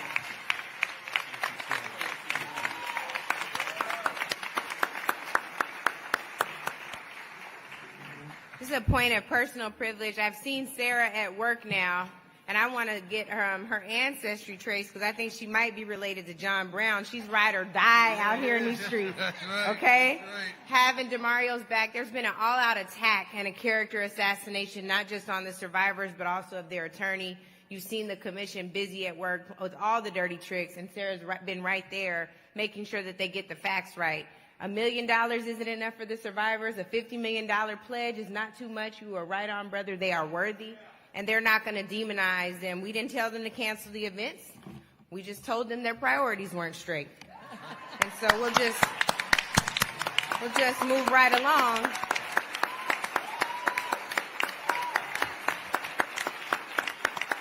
And as it turns out, you reap what you sow. So when you lie to people and try to get them to come here, they might not show up. Shout out to Stacey Abrams and John Legend. We're moving along. Jaya, who is a descendant, and I'd like for you to come up and give just brief remarks. I think that she is a perfect example of how we're hoping all the descendants will decide to engage in this fight to recreate Greenwood. So thank you for your service. You have the floor. So hi, everybody. I am Jaya Rapp, and I think as DeMario or Angela mentioned, I work at Commerce House. So we're based in Dallas. We're a full-service branding agency, marketing agency, and this time last year, as our, I hate to say it, but mostly white marketing firm looked around to see what was happening in our society and our culture, realized they needed to do some work. And they took time to reflect and think through how might they make an impact. I think for many of you, you've probably been through diversity training, or you've sat in sessions at work with your colleagues and you knew somebody was checking the box. Commerce House, and I think it really says a lot about our owner, Mark Denisek, who's not here with us today, but he is in Dallas, and I'm sure he's watching if this is streaming live. He really wanted us to make an impact. And so over the last year, we've had conversations about what is happening in this country, but more than just talking, we're actually doing. And so when I came to him and said, Mark, I don't know if you know what happened in 1921 in Tulsa, and he said, no, I don't, tell me. He actually listened when I told him about my family, my grandmother who was pregnant, my grandfather who owned a tailor shop and was trying to support his growing family. That shop was burned to the ground, and it was only due to a customer of his that they even made it out alive. They went on to have 6 children in total. I'm here with my half-brother Greg, who is another grandchild of the Neals. I have my cousins with me as well. And, you know, I think we're just so proud to be here today. We grew up knowing what happened in Tulsa, and when we started to realize the world was learning, that was really important for us. But more than just what's happening and learning and educating, how do we compel change, right? How do we make the change happen? DeMario is certainly doing so much of that work. At Commerce House, again, as a branding agency, there's a little bit we can do. We can't do any of the litigation work, but we can tell the story. So often, branding is about compelling someone to buy a pair of shoes, to compel them to buy a car, maybe to make a donation. But how do you compel someone to care? How do you compel someone to give their time, their energy, their voice to a cause? And that's what Commerce House is trying to do. So whether it's the website that we're working on, DeMario mentioned, it'll be up in a few weeks, and we really want that to be the hub of information about how beautiful and thriving Tulsa was before the massacre. The Greenwood district was beautiful before these images, and these are the images that flood the world right now. So the website will tell the story of what it was like before. It will also tell the raw truth of what happened on that night. And to the 300 plus, we know it's plus, men and women that lost their lives, and the thousands that lost their property and the futures that they had before them. We will also tell the story on that site of what has happened since, the continuing harm, and how it is not over, but as I think all of you guys have this today, that continuing harm can end with us. And so coming back to the work that Commerce House is doing, it really is about telling that story, compelling people to listen and to act with their voices. And for those of you who want to tell others how they can also participate, it's on the back of this card. It's as easy as signing the petition. It's as easy as donating. It's as easy as being here, joining in the commemoration. For all of the survivors, for the descendants. So I'm glad I didn't have to follow you, but I just want to say that those of us in Dallas, those of us who are part of the diaspora, who maybe aren't here in Tulsa, and we haven't been here for 100 years, but as a part of the diaspora, first we say thank you, but we also want to do our part, and so we're just so happy that everyone is here in this room today, and hopefully will continue to be with us over the next 100 years as well.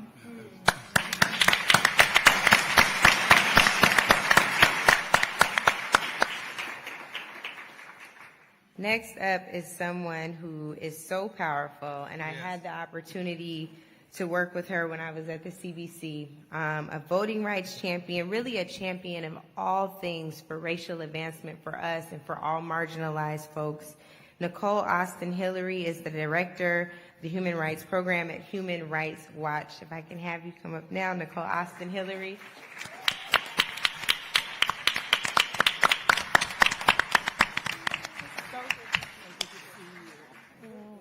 Y'all know we got to have a sister girl moment, so just let us have it.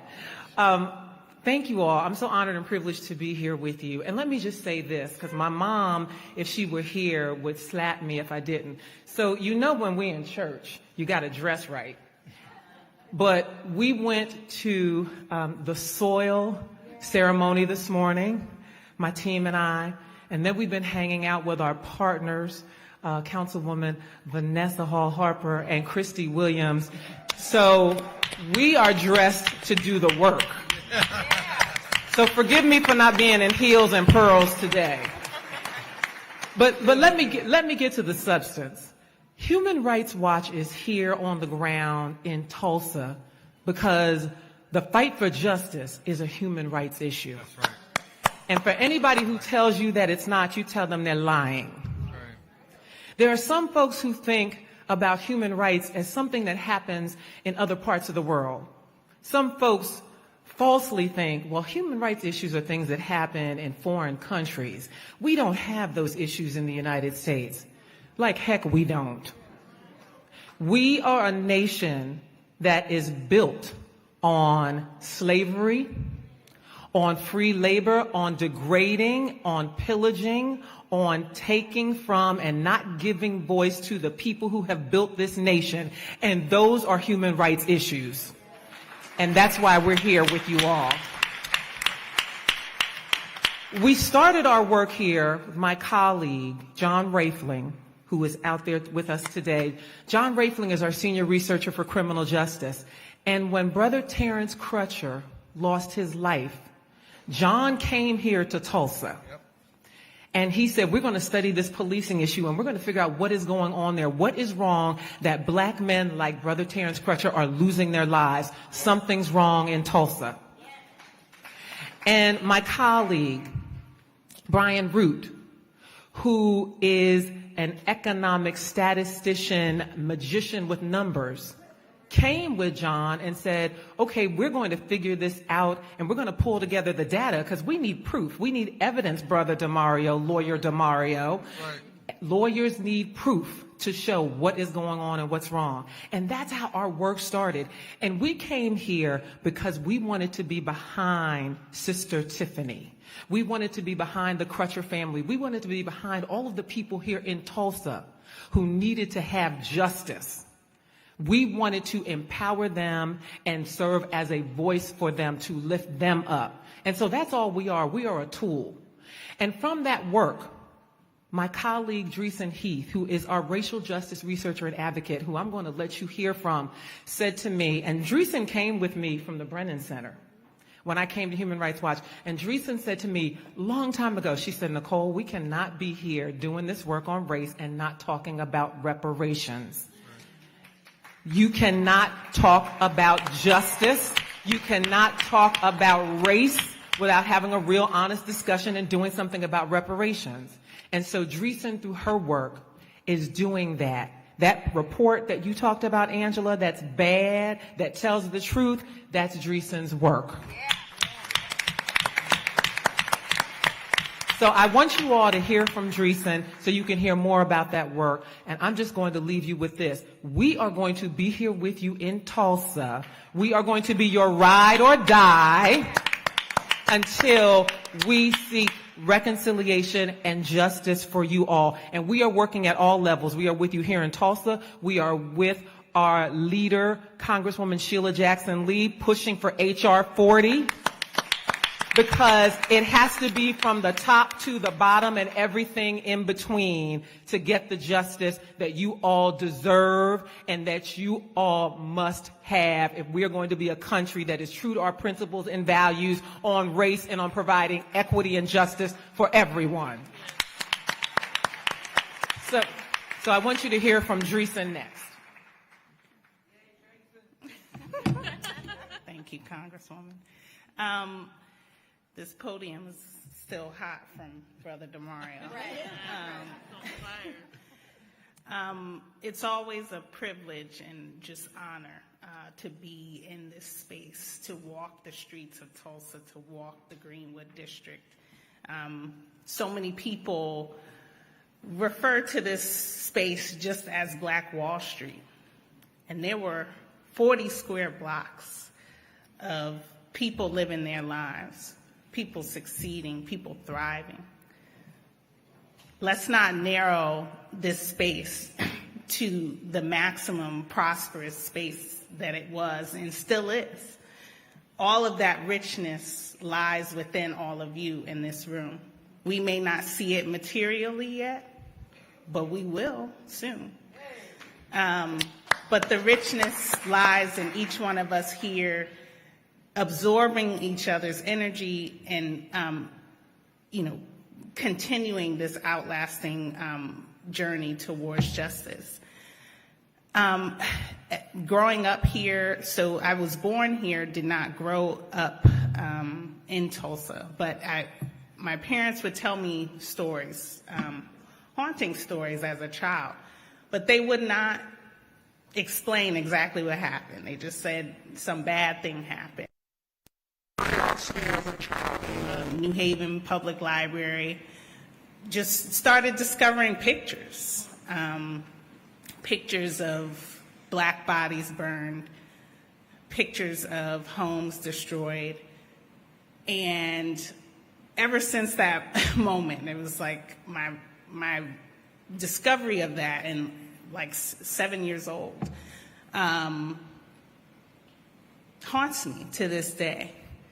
And to be in the presence of Mother Fletcher, Uncle Red, to then testify in Congress alongside you all, to just be in that energy, knowing all that you've been through, knowing the many people that have died waiting for the very thing that you had to go to Washington, D.C. and plead for.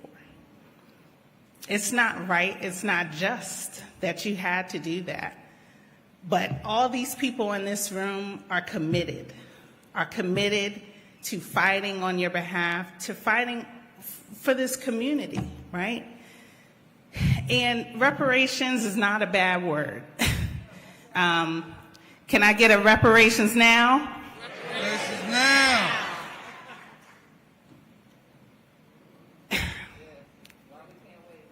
We cannot wait. We can't wait any longer. We've waited too long with this trauma and pain. We cannot wait to recover.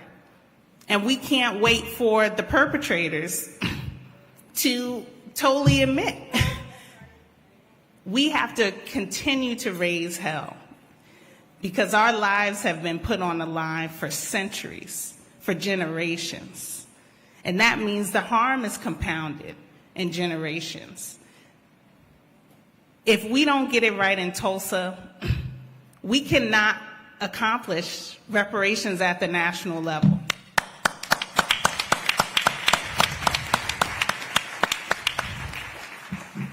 And I truly mean that. We're talking about one of the grossest human rights violations in this country. And the compounded racist, discriminatory policies thereafter. Okay? It doesn't just matter that, people being killed in the massacre, being shot, being burned, being lynched. That's no different from how people are dying today, right? You don't have to be shot, burned, and lynched to experience Black death in this country at the hands of white supremacy and at the hands of systemic racism. So we need to be committed.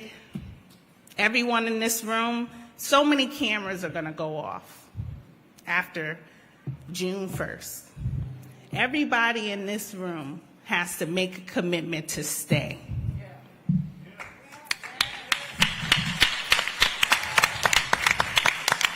The light cannot go off in Tulsa. Keep the light on. This community has been shining. Keep the light on.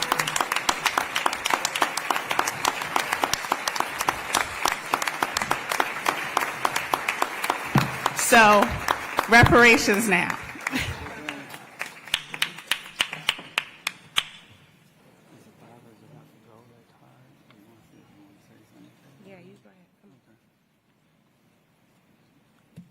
All right, guys, our survivors are getting a little tired, so they're going to start making their exit. Uncle Red, or would you guys like to say anything? Okay. Test.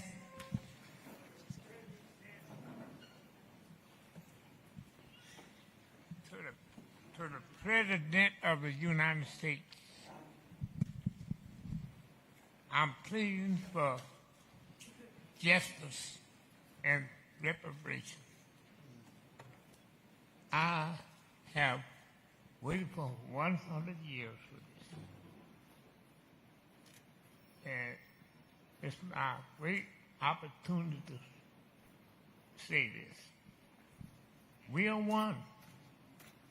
We need this. We earned this. So, I'm waiting. That's all I have to say. Thank you so much. You want to say anything, Mother Fletcher? Mother Fletcher said, my brother spoke for both of us. Thank you, Mother Fletcher. Thank you, Uncle Red.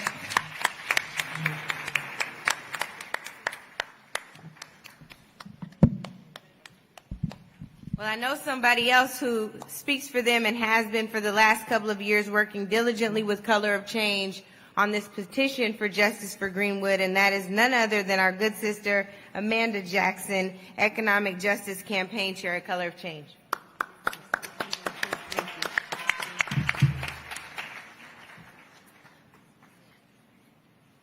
Hey, good people.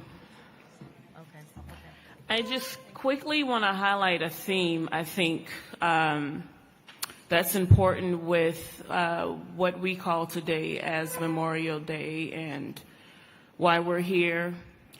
So I'll say Color of Change came into this effort when I started in 2019. I sought to bring attention to the comprehensive nature of all of the Black Wall Streets in this country.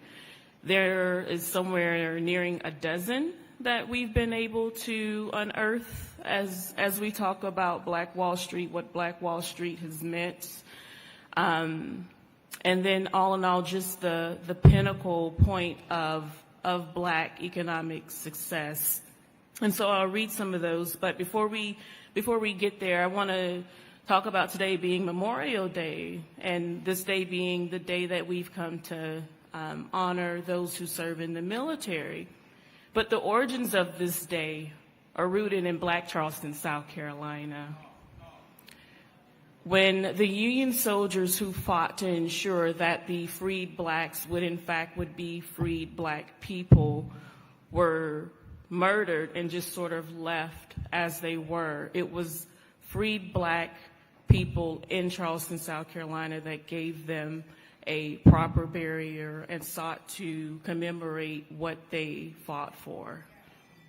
And the narrative of what today is in terms of service, how that has been stripped from that community, from those people, from those black people who wanted to lift up everything that has happened. And that is incredibly synonymous with the way we talk about Tulsa, and how Tulsa, too, has lost, or some of the story, some of the narrative around how we talk about Tulsa has been stripped away, and in our efforts of wanting to control and own who and what we are. And so as we talk about Black Wall Street, I think it's incredibly important to lift up, this Black Wall Street, the Tulsa Black Wall Street. And as has been named throughout this weekend, Tulsa is America. What happened here in Tulsa happened everywhere. In Durham, North Carolina, the all-black neighborhood of Haiti, because much of the folks who resided there came from Haiti. In the same way, the first black insurance company was there. The building is still there, still owned by black people.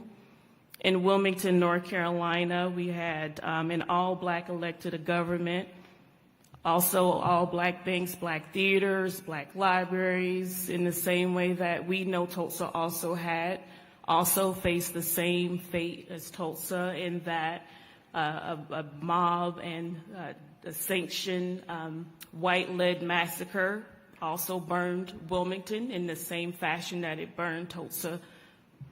In Columbia, South Carolina, there were black-owned grocery stores, again, black-owned libraries, right? Black-owned boutiques, black-owned shops. In Birmingham and Boley, not too far from here, and Mount Bayou, the stories go on. And so when I started my third campaign here at Color of Change in 2019 was to lead this effort. And that effort carried us through the spring of last year until we connected with our partners at Human Rights Watch. You've just heard from them, but I want to say their names again. Dreesen Heath, Jerry Johnson. Jerry's somewhere. Yes, I must lift up our comms expert in the back. He's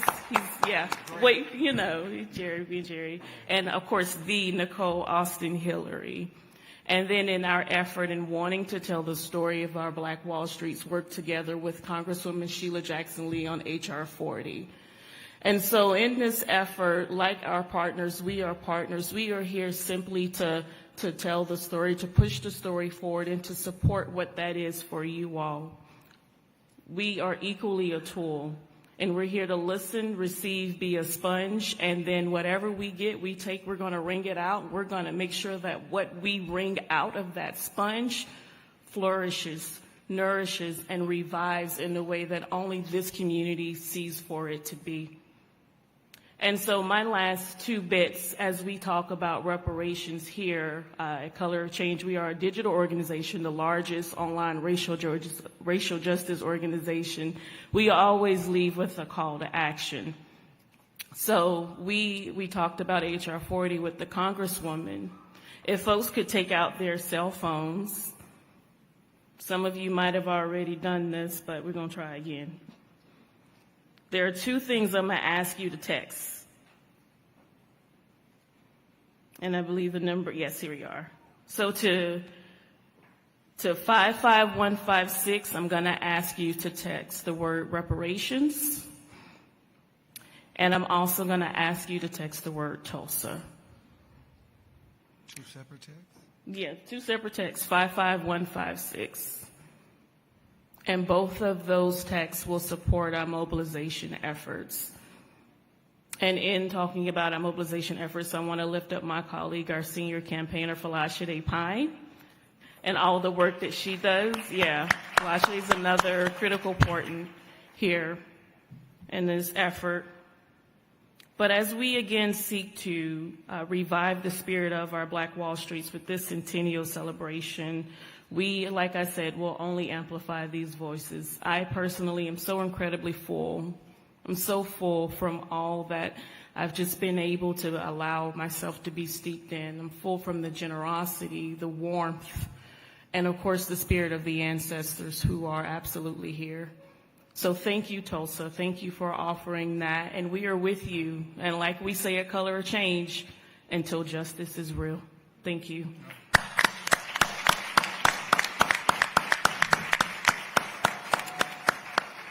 Thank you, Amanda. Okay, now the work begins. It's going to be a brief workshop.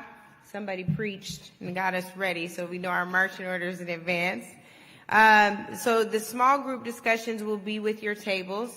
You're going to answer where you're from, what brought you here today, your connection to Greenwood, and if you are a descendant, who is your ancestor? So again, for some of us that don't have great memories, write it down. I know I have to. I'm looking at notes right here. Where you're from, what brought you here today, your connection to Greenwood, and if you're a descendant, who is your ancestor? Okay?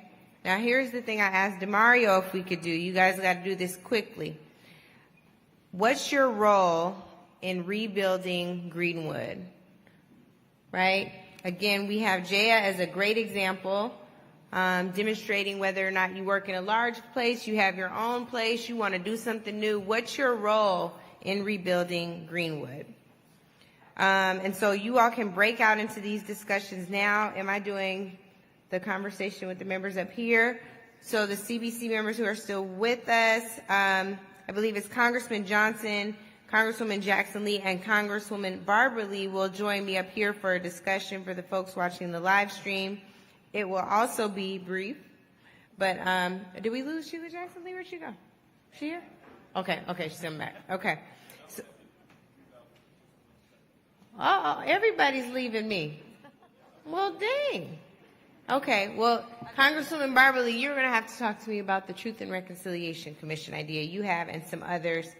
And we can get started. You all ready to break out? Got about 15 minutes. It is 3:43. My math is bad. What time is that? 3:58? Yep. All right.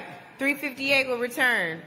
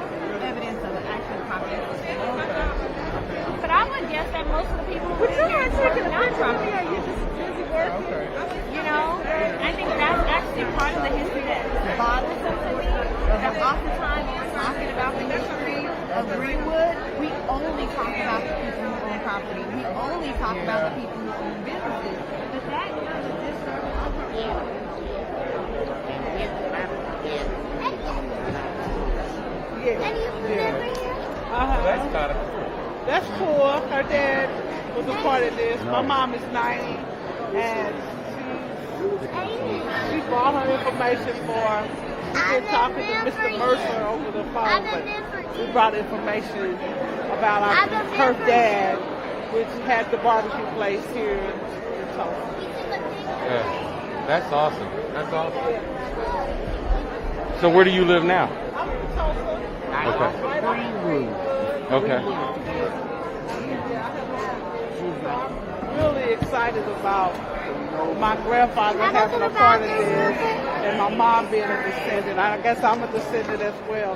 And a lot of the siblings do have their own business. We have our own business. And so what do you do?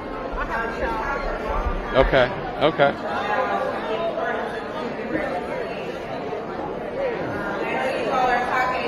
We have the hospital, pharmacy. If you all want to join on the east side, I think Congressman Johnson's going back too, so I'll go back. And he was going to be here in the documentary when he fled. So his name is Noah Corman, and I just last week said that he was going to be. Thank you. Your son was doing that's what he was doing.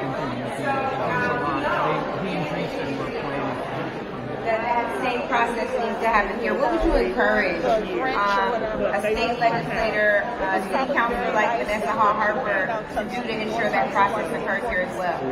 For me, I got here late, so yeah, we're hoping. So it was too bad. Most of them are not here. She's on I think it's important that the truth be told. Because the truth in America, as it relates to African Americans, has really never been authentically told in a way that promotes not only healing, but restitution and reparations. And so what we have to do in America is finally have a come to Jesus moment. Yeah. Have a day of reckoning where the truth be told. And I think what has happened in Tulsa, though, really sets us on the right course. Because, in fact, now I truly believe that we're going to pass H.R. 40 because this is a moment of reckoning. Yeah. This is the truth being told, and this is going to help us move forward and get H.R. 40 passed. So the truth shall set you free. Yeah. I love that you referenced H.R. 40, Congresswoman. Of course, our lead sponsor of the bill is Congresswoman Sheila Jackson Lee, who's sitting right here. My favorite moment of you introducing this bill was knowing that you were carrying on this legacy from now past Congressman Conyers, who introduced H.R. 40 every Congress since 1989. What led you, Congresswoman, to really keep this fight going and having the faith after all this time that Congress would really consider it, not just hold hearings, but consider it, pass it out of committee? What's giving you the hope that it'll make it past the House floor and maybe to the Senate? Reparations time is now. Yeah. And to my dear beloved friend who did carry it, but what most people don't know is that 1988 was when a Republican president signed reparations, the Civil Liberties Act for Japanese Americans. And African Americans were stand-up people. They were right there supporting, right there agreeing. And then this bill was written in 1989. And I do want to thank the Japanese American community. They are front and center with us, as are the rabbinical, the Episcopalians, and just an array of organizations, of course, from Human Rights to Urban League to NAACP. But as he was retiring, I was very honored to be able to be given this honor. And it was, I think, a duty. It was an obligation. It was payback. And so those early years were pretty dark years. Because for some reason, Americans have a hard time saying that word when it's us. And so we decided to take a different approach as we grew. My sister, our names are similar, and we became in partnership with the idea of truth and reconciliation, but with the idea that H.R. 40 moves to create that pathway.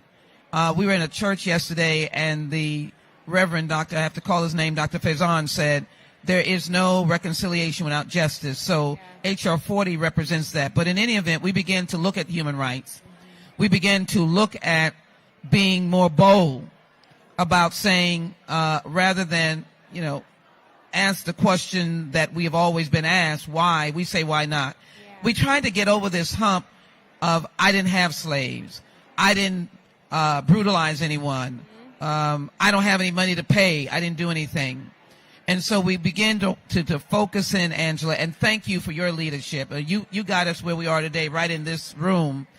But I begin to say government-sanctioned action, which is what is here in Tulsa. Government-sanctioned slavery. Government-sanctioned the black codes. Government-sanctioned Jim Crow. Government-sanctioned the lynching. Government-sanctioned the whole 20th century of segregated America.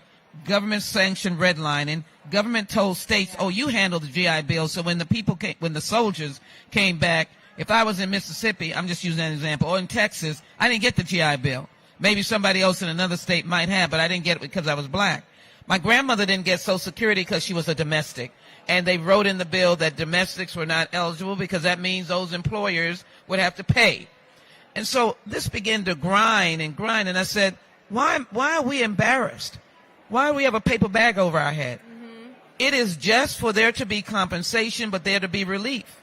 And so we began to coin the phrase, take from the Martin's book and say why we can't wait. Mm-hmm. Now we've got another phrase saying we've done our part.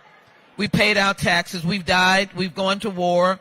And then tragically we become the fodder for the mass incarceration and the fodder for black men on the streets with police misconduct. Yeah.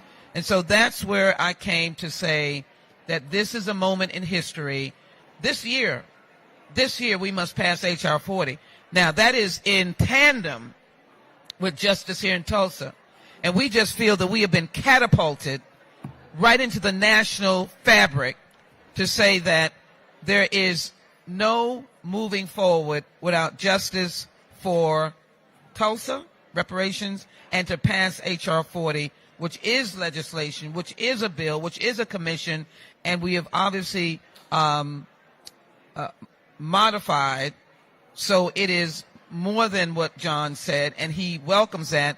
It is to develop reparation proposals reported back to the United States Congress to act on. And I know leaders like Angela Rye will not let us sit on a reparations bill that we should be acting on. And we thank you all for that. And we just think that we've just been overwhelmed by the wonderment of where we've been over these last couple of days, that we really do have to act and act on H.R. 40. Thank you, Congresswoman Jackson Lee. It has been so encouraging to watch you work around this. I think Ms. Lawrence said it best. We're planting trees, and Congresswoman Jackson Lee is like, reparations though. So thank you for that as well. Congresswoman Blunt Rochester, I want to turn to you, because we were just sharing space yesterday, and you said something so profound about feeling the spirit of the ancestors even during the January 6th insurrection. Feeling the spirit of the ancestors in a positive way to let you know that you're resilient and powerful. But there's another kind of thing that's hovering around this reparations discussion, and that is the questioning of our humanity, right? The reason that we're not worthy, Congresswoman Jackson Lee just hinted at that. And I think it's really the reason that people felt like they could go back to Capitol Hill, tear it up, and take their power back. What are some of the things that the Congressional Black Caucus, state and local elected officials here need to be working on to deconstruct that mentality, so when we fully embrace the Black Wall Street mentality, we have the ability to really implement what was destroyed? Thank you, Angela, so much for that question, and thank you for your leadership. I mean, first of all, I want to acknowledge that this moment is a moment of urgency, and that it is the collective that's going to make the difference. And so what's really pushing this across the country, even being in this room, seeing people from Dallas, Texas, seeing people from all over the diaspora coming together at all ages, from over 100 years old to the young people. A young boy named Preston came to me this morning, and he said, I'm afraid to ask this question, but He said, in my school, I heard they just passed a law that they can't teach us about Tulsa. And so what I committed to that young man was that when we go back, in addition to talking about reparations, we're talking about education. I'm on the Energy and Commerce Committee in Congress. We focus on healthcare. We focus on commerce and trade. It's got to be all hands on deck. Every single person can play their part. And that's all we're called to do. And so being here for me, having been up in that gallery during the insurrection, I could feel the spirit of our ancestors. I could feel all of them, from Jim Crow to slavery to Tulsa, saying for us to do our part right now. So if you're a legislator, legislate, appropriate, get the monies directed. If you've never run for office, I never ran for anything in my life until I ran for Congress. Yeah. Never ran for anything. We got to stand up for ourselves. We got to run for office. We got to help and support each other, and we got to support our legal teams as well. So I'm just glad to be a part of Tulsa. The one line that came out, keep the light on. Yeah. Keep the light on. We cannot let this day go by. And we've committed that we're going to pass H.R. 40. Yeah. We're going to pass H.R. 40 this year. This year. This year. Thank you so much to Congresswoman Jackson Lee, Congresswoman Lee, and Congresswoman Blunt Rochester. I know Congressman Johnson had to step out, but as the primary sponsor of the Tulsa Claims Act, I also want to just acknowledge that also was the work of Congressman John Conyers, and again, to see you all carrying that on and making it stronger. That's what this is all about. So as you all begin to wrap up, because it's time, it's 3:58, and I would love for you all to come back from the red carpet and from your table conversations as you all are developing your calls to action. Let's give the Congresswoman another round of applause. Thank you. We're not quite at the benediction, but we're close. It's almost my benediction because I have to go try to catch a flight. And my brother left me up here. DeMario, come back. Well, can I just shout out to the people from Texas? I know you're in the room. Paul Davis, I know AME members. I know they're all around. Thank you so very much. Thank you all so much. I'm so grateful. I love y'all. And can we give a shout out to Angela Rye? Miss Angela Rye, who's keeping the light on.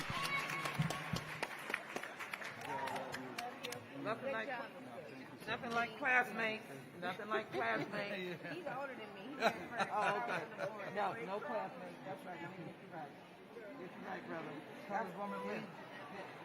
I wanted that you knew my uncle, Kenneth Simmons. Yes, right. Yeah. That's my great uncle. In fact, he moved to South Africa where he passed right down there. I just gave Angela a book about the Simmons family and how that came. I know you gotta go. Yeah. Son, Ken Simmons, I went and visited them back in 2001 down in South Africa. So I'll tell Ken that we did. Okay, I will.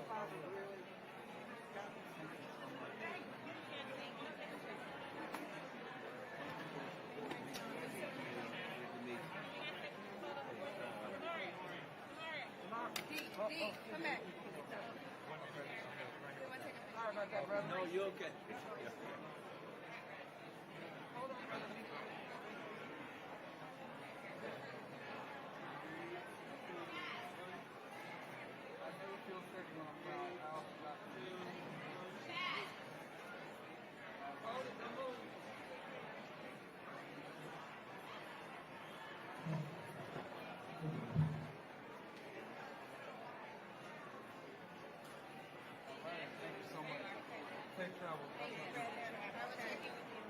All right, 3 people.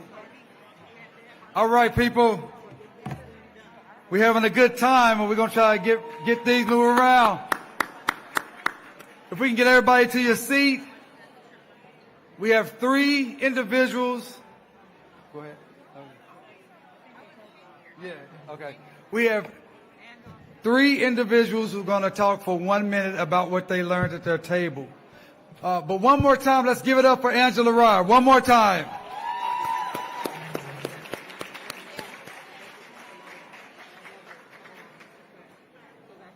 Okay, DJ. You got Raven. Is Raven one of them? Yeah. We got, okay, let's get the first one. Okay. Oh, you can go right there.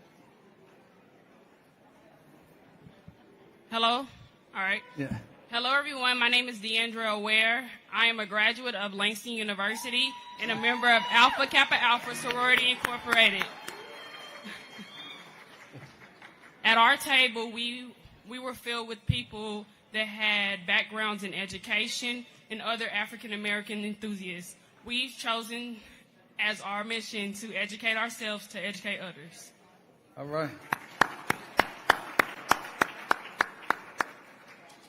Hello, my name is LaShondra Houghton, and at my table I had a whole group that was from California to North Virginia, Ohio, Florida, and right here in Oklahoma.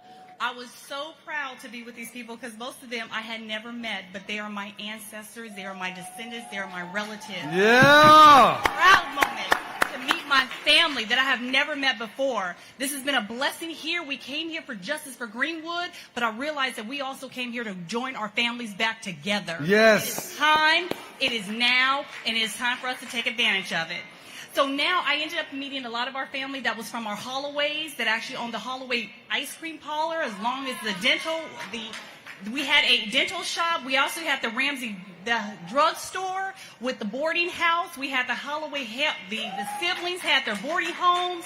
We had the Ramsey drugstore that actually housed many things in there, including a jewelry store, a barber shop. There was many things. And then we had our great-grandmother, who was Jenny Holloway, who actually lost a lot of property at this event. So we are here to support the initiatives that are going on. We're here to make sure that we tell the truth. All right, all right. We're here to support our people. We're here to put the people that are living here, because I am from Florida, but there is education that needs to be done. There is mental health that is time to start healing our hearts and our minds so we can start to build our Greenwood back. Thank you. All right, all right. Hi, I'm Pam Butler. I'm from Tulsa, and I was a part of a group that represented people from Houston, from Indiana, from Oklahoma City, as well as from Tulsa. And to pick up on what she said, most of our focus was wanting to know the truth, what really did happen, and also to know the truth of what's happening now, because we've heard so many conflicting stories with what was canceled and whose fault this was and why that got built over there and how it's really for our community. So we really wanted to know the truth of it. And then many of us said, who were from Tulsa and Oklahoma City in particular, we want to get involved. We want to stop being on the sidelines. We want to get involved. Yes, yes. Talking it. We want to actually do the walking with it to make a difference. All right, great. And we got one more. Oh, when are you speaking? Okay, you want to do that? Okay. Okay, real quickly, we have Raven Williams, who is the great-granddaughter of A.J. Smitherman. A.J. Smitherman, one of the leaders of Greenwood. He had the Tulsa Star, which is considered the first African-American newspaper to have a national publication. Thank you. DeMario also represents my father, who is a plaintiff in the motion, so I wanted to thank him. I asked him if I could just come up here and thank all of you who are working tirelessly to help our family get justice and all of the families and the descendants get justice. I have done 7 years of research about what our family lost and who A.J. Smitherman was and his contribution to this community. And I want to make sure that he's honored, he's respected, and that his story is not exploited, because most of what you will see and find out there with everybody telling this story, so much of it comes from his newspaper, so much of it comes from his poem, so much of it comes from his intellectual property. And the lawyers in the back who are helping with the intellectual property case, that was on my behalf too. because I called Demario. I said, I need to know what our rights are as a family, because we are being exploited. People are making money on this story. I shopped this story to Hollywood, and every single production company that's putting this story out right now turned our family down and did it behind our back, and now is making money on it. And I'm not happy about it, and I'm really not having it because I'm A.J. Smitherman's great-granddaughter, and you wouldn't be having it. So here we go. I want to give shouts out to my sister who's here from Oakland, and she's an activist in Oakland. My cousin Seth, who's an activist and a lawyer in New York, he has a minority corporate law firm. So we have taken our roots when we lost everything and just used the blood and sweat and lots of tears. Because that congressional hearing, let me tell you, I haven't cried that hard since my sister was murdered years ago. I had so much pain in me. It was cellular. It's genetic. It's post-traumatic. And that's why you should be compelled to care. It's not just the money. We will never, ever have enough money to repair. Our family was torn apart. Our grandfather had to move from Oklahoma and the weather here to Buffalo to be close to the Canadian border because he died a fugitive. So as you can see, I'm very passionate about this, and I'm not happy about how it's going down. And no, we are not here to celebrate. We're here to demand. So I'm demanding, and I would like you all to help. If you want to stay in touch with the things we support, you can go to ajsmitherman.com. And if a project's not on that website, it hasn't gotten our endorsement, and there's not very many on there. The OWN project that's coming out tomorrow, June 1st, the first episode, that'll be on OWN and Discovery Plus. I'm in that, and they came and they showed enough due respect that I participated in that. But I'm just telling you, everybody's not doing that, and the commission certainly isn't doing that.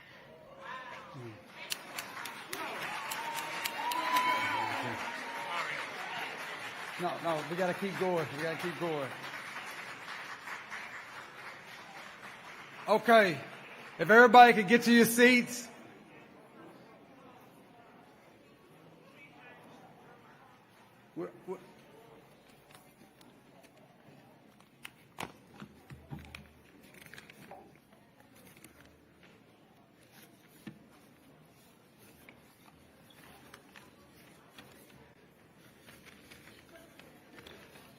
We are way over on time because of the Secret Service. We have to be out of here by 6. But I just wanted to let you know as we wrap up, did you feel the power in this room? Do you feel the spirit in this room? Do you feel the ancestors moving in this room? We want you to understand that this Greenwood diaspora is us. We are Greenwood. And before I get to my closing remarks, I want to make sure I do recognize our city councilor, our fighter, the first African American to be chair of the City of Tulsa City Council, District 1, Vanessa Hall Harper. Give us some love. She's fighting for us every single day down at that racist City Hall. And we appreciate you. We appreciate you, Vanessa. I also saw, he may be gone, but we had Hill Harper was here with us, and he may be gone, but we definitely appreciate him stopping by. He's gone? Okay, he's gone. Well, listen, as you prepare to leave here, I want you to understand that Greenwood was a love story. You have heard about Dick Roland. We know the story of Dick Roland, a shoeshine boy. Now, what was he? What was he, a lawyer? Was he a doctor? What was he? He was a shoeshine boy. He was a shoeshine boy that we've been told he got on an elevator with a young white woman named Sarah Page. And this young white woman, Dick Roland, was falsely accused of sexually assaulting her. And we all know how many countless black people and black communities and black businesses and black everything have been destroyed because of these false accusations.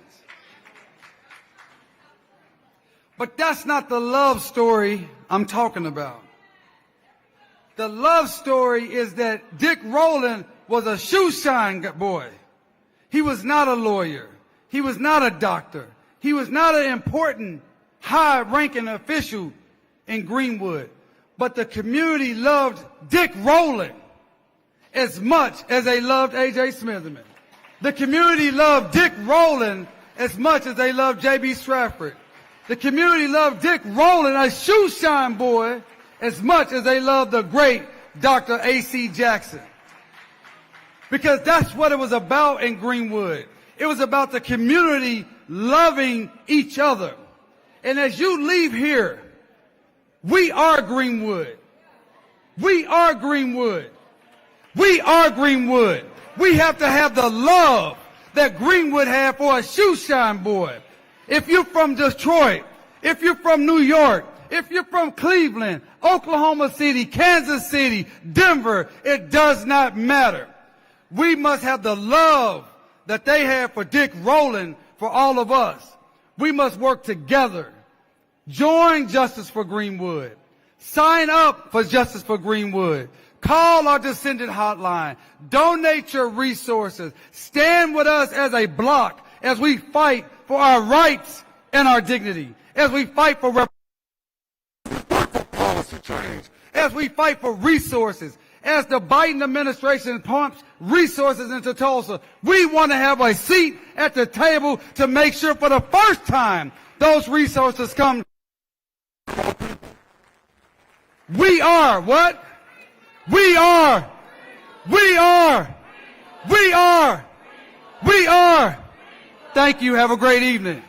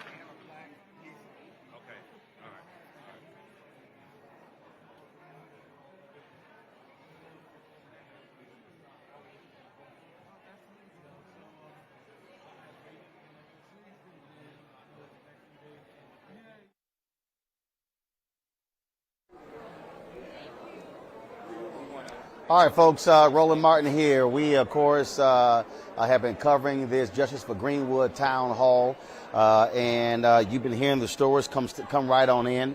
If you were watching the live stream when they announced that a former state official, Don Ross, was in the room, and so I had to let him know he was not coming to the town hall. He was actually coming here to chat with me. And that's why he's here, and he joins us right now on Roland Martin Unfiltered. Doc, how you doing? I'm fine. My back hurts, but I'm old. How old are you? You know what I mean when you get there. I'm 80. You're 80 years old. I'm old. I've talked to your son. Mm-hmm. I've talked to your daughter, and they said, growing up, this was the thing that you were focused on, getting justice for Greenwood. Well, I don't know what justice is anymore. There were a lot of things we didn't have, and we tried to get them. Justice, I don't know if we ever got that. Still ain't got it. Right. So now. So this was my focal point on Greenwood was to create this facility. Right. And that's what I'm proud of. To take us back, how difficult was it how difficult was it to get this commission even approved? To take us through that. I mean, you actually... That's an interesting question because it was a trick. It was a trick? Yeah, it was a trick. See, in the legislature, they don't give you half of what you want, but they'll let you study it. All I wanted was a study, because I could open the door from there. Right. So when I presented that I demanded this, and this, they said, "No, we'll give you a study though." And so it all came out of the study, you know. But that was part of my plan. I've been there 20 years. I know what they do. Right. It's like game recognized game. Yeah. Now, when you were in the legislature, how many other African Americans were there? 5. It was a total of 5 of y'all. Let me count them. 1, 2, 3, 4, 5. Yeah. Had to be a little lonely. Huh? Had to be a little lonely. Oh yeah. Oh yeah. They isolated us. They treated us like stepchildren. You know. Sometimes they make you not like white people. I mean, the way they treat you. They just don't. They never treat us right. What do you make of? So first of all, I've heard people who not here don't know. Has the state of Oklahoma or the city of Tulsa ever actually formally apologized for what happened in Greenwood? That's the interesting thing. During the anniversary, I forget which one, we had all these politicians on stage. The governor was there, the U.S. Senator was there, Bourne, and all of them, and they're all talking about what a great job I was doing. I said, well, I haven't done anything because I hadn't been able to provoke you into an apology for what you haven't done. So it took a number of years for them to apologize for what they did to my community. Mm-hmm. I still haven't forgiven them. I'm still a little bit bitter. I hope it didn't detect it. You say you're still bitter. Why? Yeah. Well, there's so much that could have been done that should have been done. But white people and some of the black lackeys hid behind that. And we never did get done what we could have gotten done here. You know, there's still some work that should have gone on in this building that will never be done now. Mm-hmm. You know, so yeah, I'm a little bit bitter. How do you feel about, City of Tulsa builds this $30 million museum, Greenwood Rising? They are trying to create this tourist thing around Greenwood. And, you got the lawyers and fighting for the survivors and the descendants. And truth be told, I mean, I've covered stories all over America. $50 million is not a lot of money to create a victims' compensation fund. Federal government created a multi-billion-dollar 9/11 fund. Uh-huh. That's not a lot for an oil-rich state. Mm-hmm. Well, it's interesting you say that because one thing you have recognized is we are a wealthy state. We are wealthy. We got money. Right. And you can't squeeze a dime out of them white folks. You can't get none of it. And anybody say we're getting it in line. The Chamber of Commerce, all of them lie. They're not right. And this building's a fluke, They needed me, and I needed them. So that's the only reason it's here. If they hadn't needed my vote, it never would have been built. Mm-hmm. So I'm trying not to be bitter because you're such a nice person. But every time I get talking about some of that old shit, I get bitter, man. I understand. Yeah. But I know it went down. And they'll pat me on the back and all that shit. Hell, when I need them, I couldn't even find them. You know? So, let me tell you, when I put out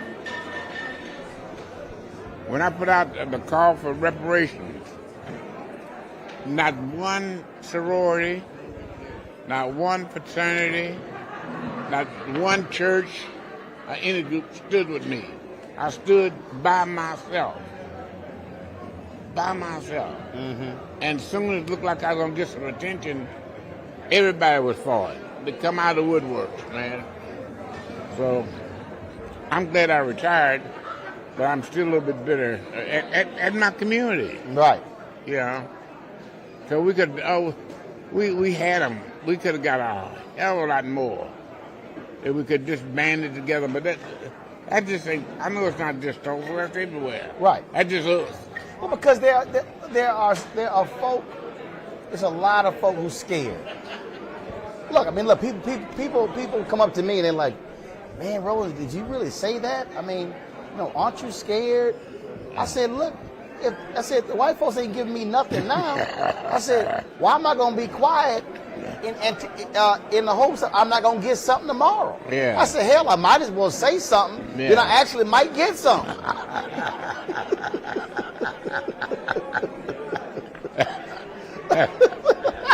I mean, what's the Billy Preston song? Nothing from nothing leaves nothing. Yeah. Well, then you know how I feel, don't you? I understand.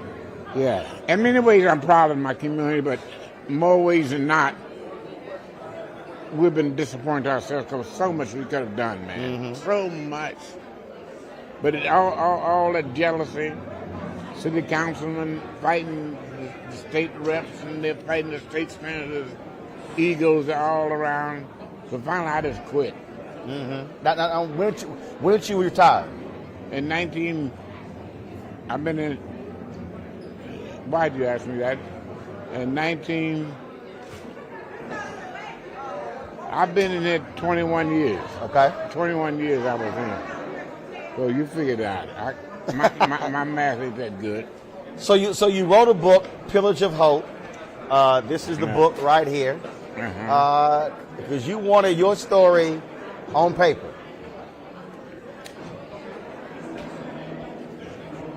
Not so much my story, but a story of how things evolve. Right. I think I'm not in that much, but how it evolved, the ride and all that stuff evolved is in there, and that's what I was writing for, really. What I was reading the tweet from Jelani Cobb earlier, and he's been going around Tulsa, and he said he's shocked the number of white folks today who actually believe the massacre never happened. Oh, I believe that. I believe that. I believe you can go 30 feet outside that front door and find something. You know, this is a racist town.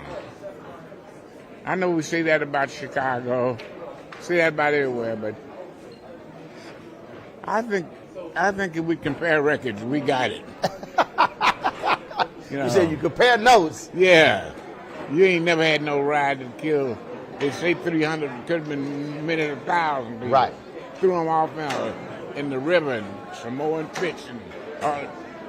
No. It's a tough town. I've run into a lot of young brothers. We've been here since Thursday. And I run into a lot of young. Oh yeah, we've been. You might well move in. Yeah. We've been covering stuff all over. I've run into a lot of young brothers and sisters.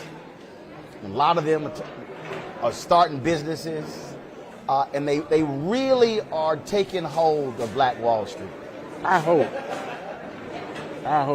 Don't get fooled by this affair. Tomorrow they won't know shit. I'm telling you, man.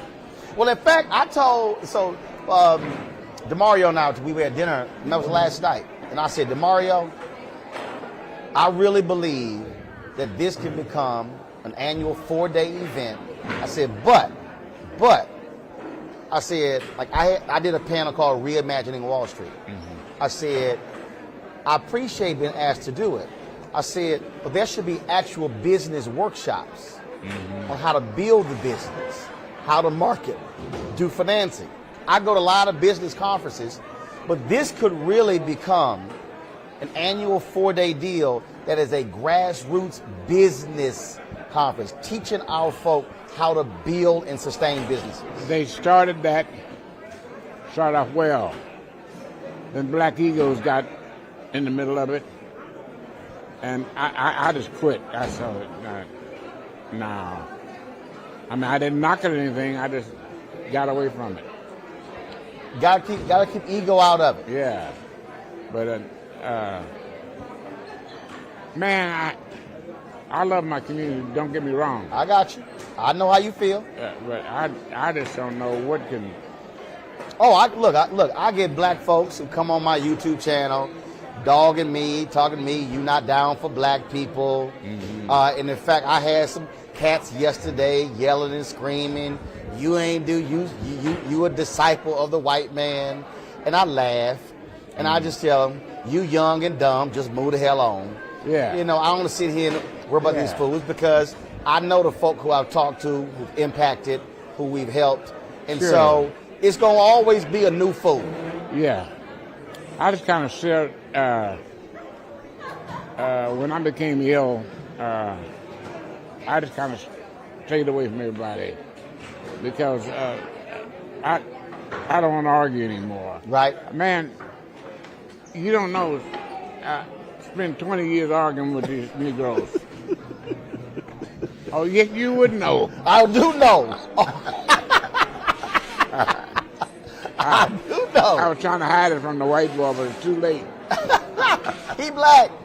Oh, really? Man, you could fast. Lord, dog. But I don't know. I don't want to leave a negative. If you ask me, am I proud of the facility? Oh, absolutely. Because I pretty much single-handedly did this.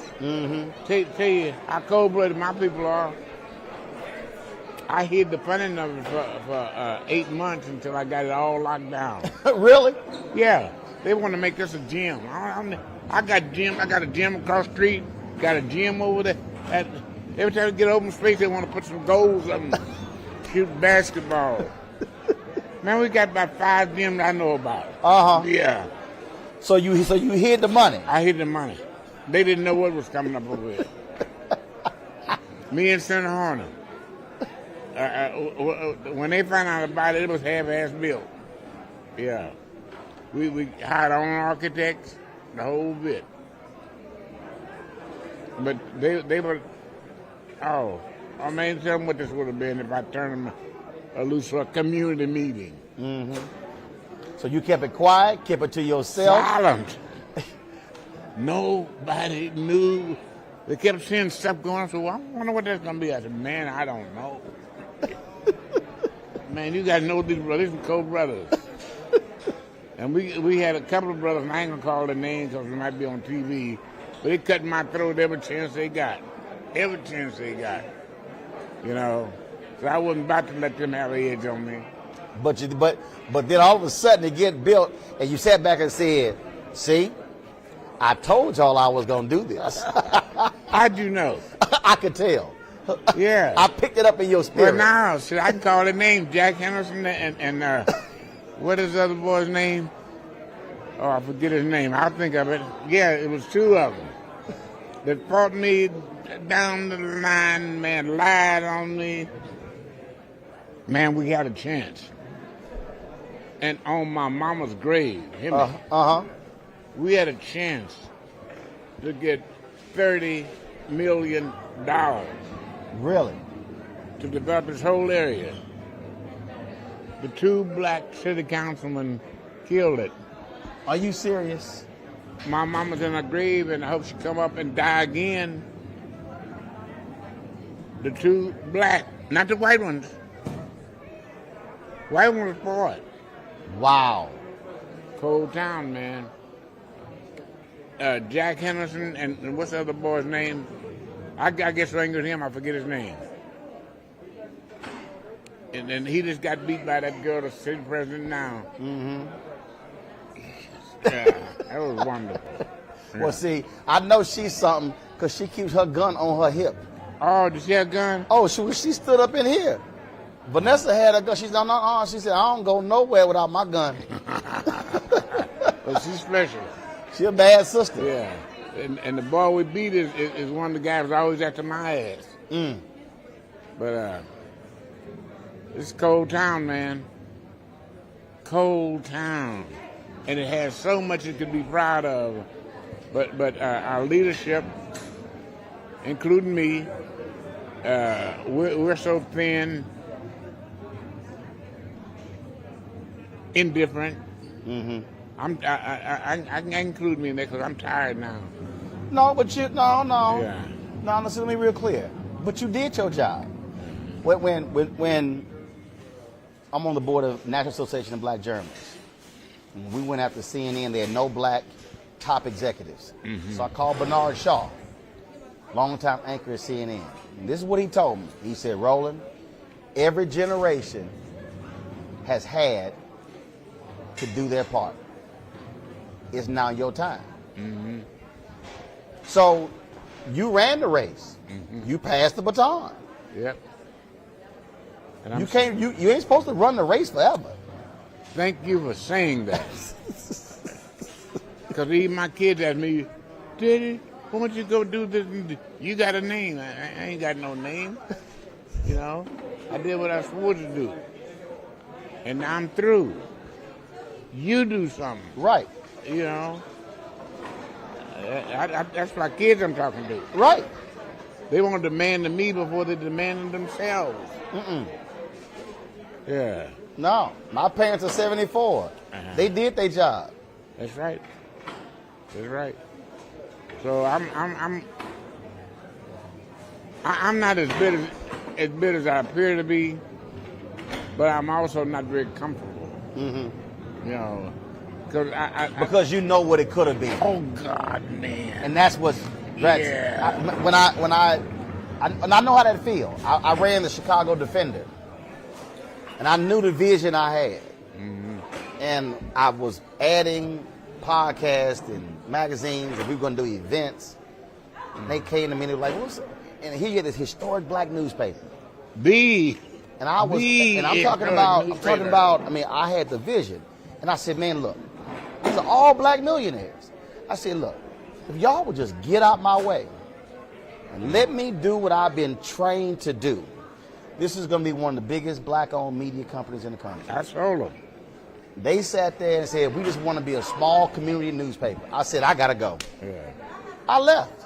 I sold that newspaper and the Black Dispatch when I was a kid, I guess 18. Mm-hmm. No, younger than that. I don't know how old I was. Shit. I've been gone 14 years, and it still hits me what could have been. You know what I'm talking about. I'm telling you. Look, I've done a lot of other things. I got my own company now, but I'm sitting there like, if y'all would just gotten the hell out of the way and just let a young brother do what he was destined to do, what it could be for our people. They were jealous of you. They were jealous of you. You had the vision and the energy. And I'm telling you, I know it because I feel that's the way they treated me. You know, you had the vision and the energy to do it. Right. You were creative. Right. Yeah. All right. What are you? Last question for you. What would you just visually? What would you like or hope for this place to look like in 20 years?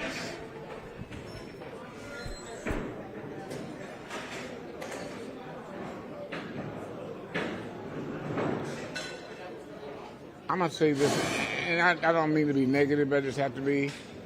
I don't see, including my kids, I don't see any creative energy coming up that are willing to invest.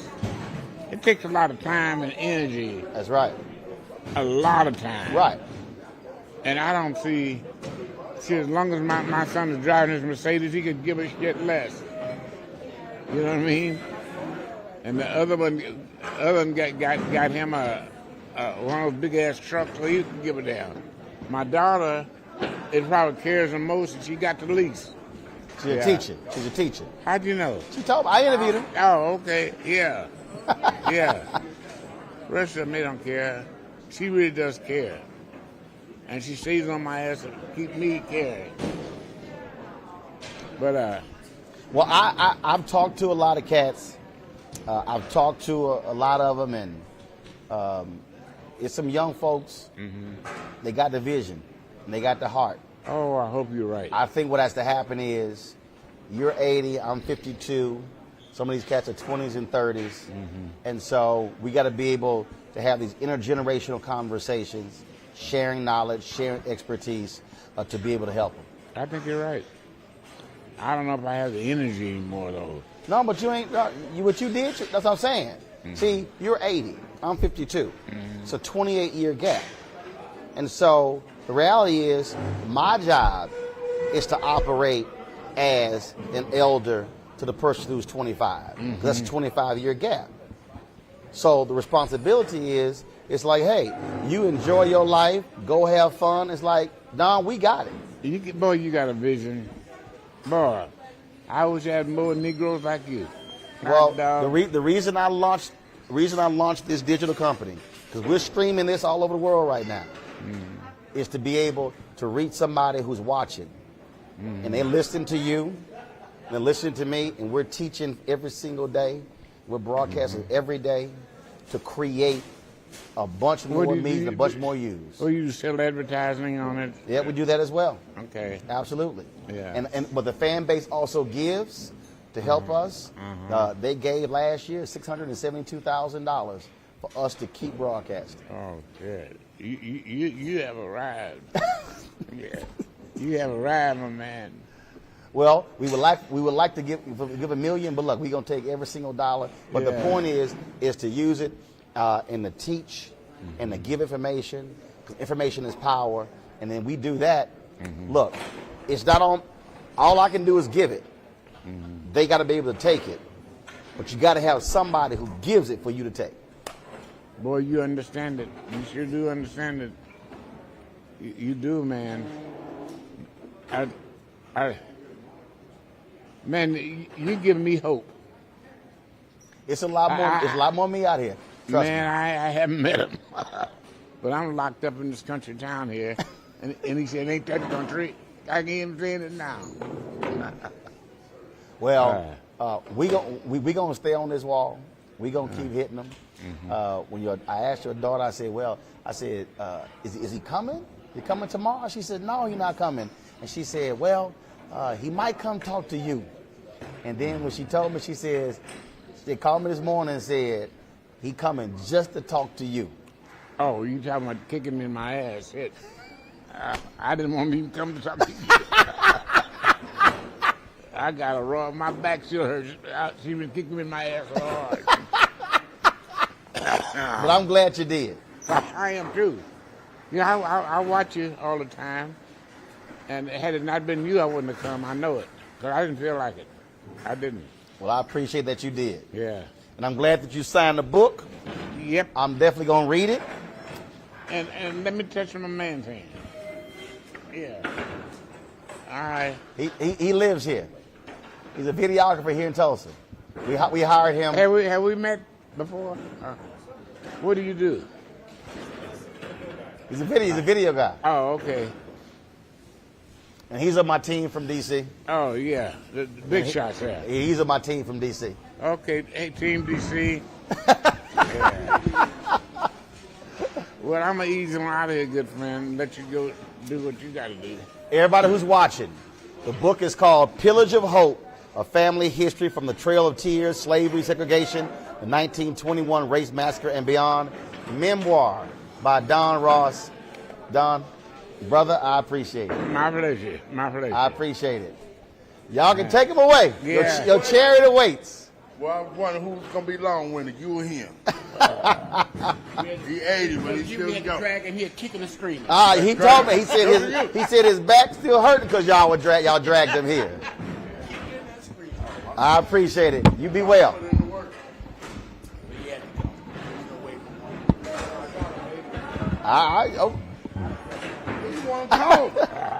I told him. Yeah, he the one. I told him I want to talk to him. Yeah, you did the right thing. I appreciate it. He talked to the right one. He So I can wear them out. No, you can't wear me out. I was one on your case. You doing this to me. He got to take credit. That's what you would do. I appreciate it, my brother. Yeah, we appreciate you. You be well. All right. You take care. Yep. Yo. I want something to eat, but I don't know what. Got it. Folks, y'all can go and get it. Bookstores, Amazon.com. Former state legislator Don Ross. Oh, my God. That was one of the more interesting and insightful conversations I have had. That's probably, out of all the interviews that we've done since I've been here, that probably has been one of the best conversations that we've had here. We've had lots of them, folks. And so I want to share a few more with you.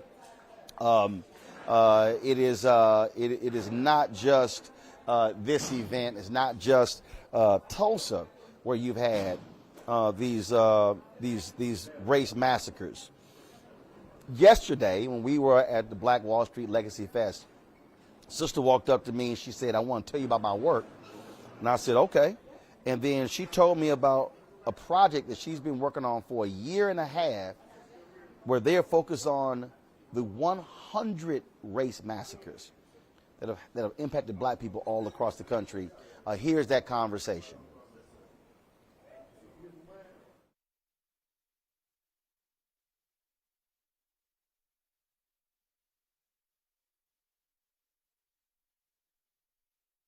Independent research center that explores all of the many black massacres that have taken place historically here in the United States, starting in 1866 all the way up through World War II.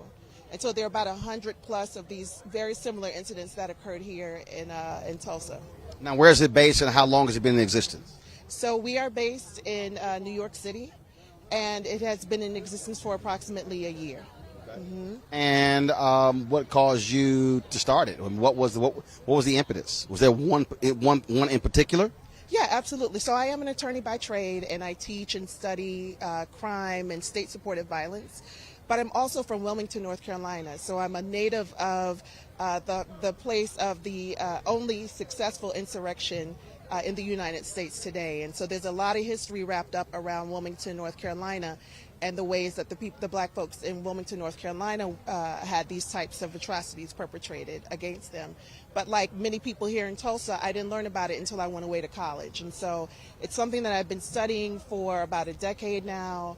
I have been teaching in that area, and then just last year decided to not only start the center, but to go on a research trip. And so I've been driving across the United States, going into archives, talking to descendants and community members about the impact. But in my work as an attorney, we're also laying the claims for reparations, not only for slavery, but also these very specific incidents that took place across the country.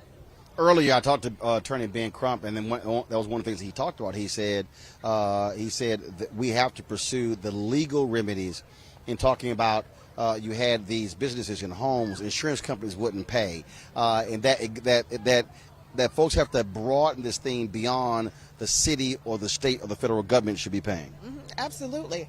Absolutely. When people think about reparations, they think about reparations for slavery, and that's very important work.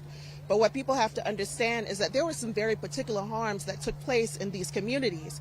And it wasn't just Tulsa. Like I said, there were about 100 of them where black folks were resilient and thriving and creating social power, political power, financial, economic wealth. And so those harms need to be addressed, and they need to be addressed within our court systems. But isn't it also important for folks to understand that what you're describing, I'm not saying it's easy, but the reality is it's easier because you can show direct link to these incidents and actual survivors and or descendants? Oh, absolutely. Absolutely. As is in Tulsa, there are survivors that exist today, but there are also descendants where there's a tangible harm. And so we're talking about property and home. Which is again, the phrase you're using is a legal phrase. Yes, absolutely, right? Because here's the thing, unless they can do some things in Congress to address the statute of limitations, we have to rely on legal claims to make these cases. And so something that happened 200 years ago, if you don't have that legislative or congressional support, you may not be able to make a claim for that. And you really are relying on the goodwill of our Congress and of our political leaders. But if you're talking about the specific harms that took place because of incidents like Tulsa, then we can tie those directly back to a particular harm, to a particular farm, to a particular bank account, to a particular family that very likely has descendants that are walking around the streets today.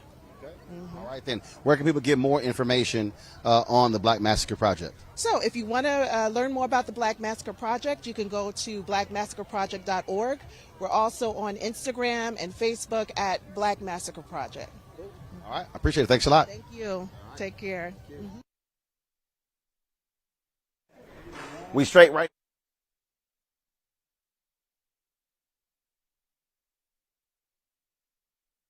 About the project that she's working on. What's happening behind us, they're breaking this whole thing down. President Joe Biden is going to be here meeting with the survivors, the 3 survivors, as well as the descendants.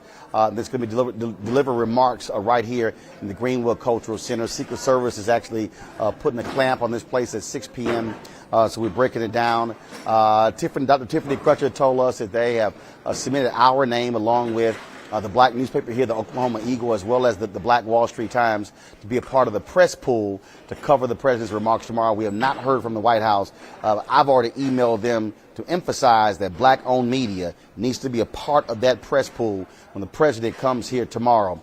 And so hopefully that will all be taken care of as well. Folks, here's another conversation that we had yesterday. And this, of course, was with Attorney Ben Crump, and we were discussing the very issue of a legal strategy when it comes to dealing with these various issues of these race massacres. So here's my discussion with Attorney Ben Crump.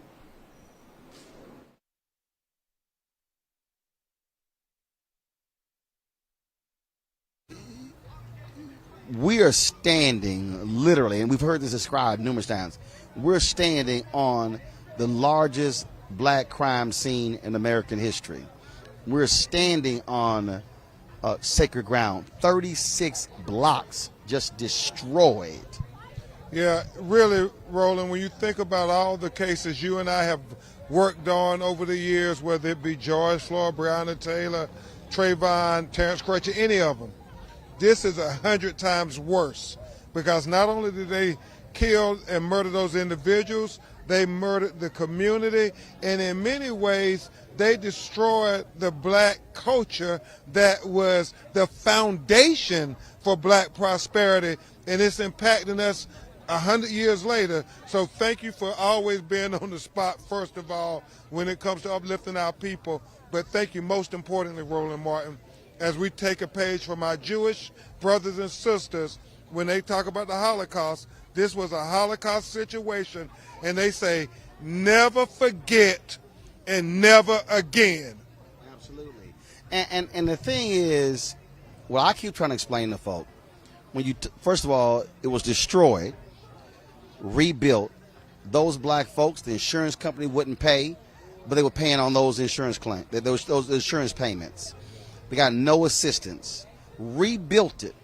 Okay, what I keep trying to explain to people is, where would this community be had those white domestic terrorists not done it? That's the thing that I'm constantly trying to explain to people. We are always building, rebuilding, building, rebuilding. We don't have a continuum of 2-3 generations without having to rebuild because of white supremacy. Absolutely. And Roland, Attorney Monique Preston and I were talking about this. You really talking about a legal case, because when you think about being able to transfer wealth to your children and your descendants. Well, that's what they would have been able to do in the Greenwood community. I mean, they had some of the most prosperous businesses in the United States, and they were not able to leave their children anything after they dropped bombs on this community. And it goes back to, slavery. The reason white people have all this wealth, generation after generation gave houses, businesses, bank accounts, land, exactly, land. And what did we have to give our children? Clothes. Yeah. A watch. Clothes, a watch, or something along those lines. Yeah. And so that's what we're fighting, and that's why we make the case for reparations, because they have never tried to repair the harm. America, you owe a debt, as Dr. King said, to black people in America. And Black Wall Street here in Tulsa, Oklahoma, Exhibit 1. What let's say going forward, let's say and I keep asking people this here, we're commemorating, but what should we be doing and talking about June 2nd, June 3rd, June 4th? Because it's one thing to do this on an annual basis, but my deal is, what do you do in between the commemorations? Yeah. That's an excellent point. We need to go ahead and file lawsuits, legal documents, because this is America. We're supposed to be a nation of laws. So we believe we have the legal right to get reparations. H.R. 40 that Congresswoman Sheila Jackson Lee is sponsoring. We need to be working, talking to all our Congress people, because right now, Roland, whether it's George Floyd, for Justice and Policing Act, or reparations, this is our time. This is our summer. If we don't seize this moment before America move on to infrastructure, before they move on to what they're doing with Putin and everything, we will lose the opportunity. So everything we can get in this month of June, it is crucial. This is the battle. Well, that's why what I'm framing this is that this should be considered the third Reconstruction. And we should be looking at this as a 20, 30-year thing. The first Reconstruction was 10 to 12 years. The second one, 14 to 20. This should be seen in that same vein. Yeah. Now, that's profound, Roland Martin, a third Reconstruction. And when you think about Reconstruction, what is it about? After you survive a war, that's when you have Reconstruction. Well, nobody can say that this wasn't a war that devastated this black community, that impacted all black America. So this is the perfect catalyst to start this third Reconstruction here in America for black people. After the Civil War, you're right, it only lasted 10, 12 years, and then we didn't get our 4 acres and a mule. They went back on all the promises just like they did with the Native Americans. But right now, with black media-owned companies being able to hold them to account, we have to start this black Reconstruction. All these young activists out there who are on social media and everything, no, you need to gear that towards this black Reconstruction idea and put all your intellect, all your diplomacy, all your strategy to this effort that will last beyond a tweet. Absolutely. Man, Crump, always a pleasure, man. Hey, I appreciate it. Hey, thank you for being there with George Floyd family. We went to the White House and covering it live. You know, people as far as Germany took your live feed and put it on their newscast. Only you, Roland. I appreciate it, baby. I appreciate it. All right, brother. Love you. That was attorney Ben Crump, folks. There are a lot more conversations that we've had. We're going to share more of those tomorrow. We'll still be in Tulsa tomorrow covering President Biden's visit to Tulsa in the Greenwood district. But we could not on this day. Today is the actual anniversary. The massacre started after sundown on this day and went through sunrise. And so on this day, we wanted you to hear from two of the survivors. One of them is 107 years old. She was a 7-year-old girl when all of this happened. The other, he was only 6 months old. They are two of the three survivors. They are brothers and sisters. We had an opportunity to catch up with Big Red and Viola on yesterday at the Survivors and Descendants Luncheon that took place downtown. And here is my interview with two of the three survivors of the Tulsa Race Massacre that took place 100 years ago today where 36 blocks of blackness was utterly destroyed by white domestic terrorists. Listen to their conversation. This week from folks and photos and interviews and all kind of stuff. Are they running you ragged? Now, I have to start with, I'm a little hard of hearing on that side. I said folks have been sitting here taking pictures and a lot of energy having y'all in the parade and other events. Are they running you ragged? Oh, yes. Oh, yes. Yes. But I love the parade. The horse, we had a chance to ride in a horse and wagon. Yes, sir. That was really enjoyed that. And I'm sure he did too. I enjoy this. This is exciting to me. This history. So many people. I'm just overwhelmed with this. I didn't think it would ever happen to me in my life. So my life has been good, but this is special. And I love attention. Love attention. Yes, I do. So I'm so overwhelmed with just, I can't get over it. I'm just so happy about this. How does it make you also feel to see a younger generation, learning the history and really now wanting to understand what happened here 100 years ago? I think it's wonderful, but I don't think enough history has been said about it throughout the years, because I've met so many people that said they've never heard about it. So I think more history is what we'll have to have, to make everybody realize that it happened. I have a niece, she's 70 years old. She says she didn't know about it. Just right up there at Bartersville. She's 70. Yeah. So I hope more history, and every year have a little celebration like this. It would be not this big. Oh, this is too big, but you should always, recognize it. No, I say have one every year, make it bigger. Yeah, make it bigger. That's right. Now I tell the young people, look up, don't turn back. I tell them, you are number one. So it's only one.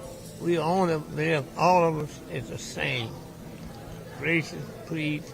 We are Americans, and I want you to believe you are number one. So that's what I tell the young people. Yesterday at the parade, I was glad to see mixed kids, black, white, green, all colors. So that brings us so close together. We are only one. That's all we got. My nephew out there, he said, Uncle Red, tell him what it's all about. You are number one. We are Americans, all of us. So I want to be treated like America. See, I want justice. That's what I'm looking for. So many people got a chance to listen to y'all's testimony before Congress.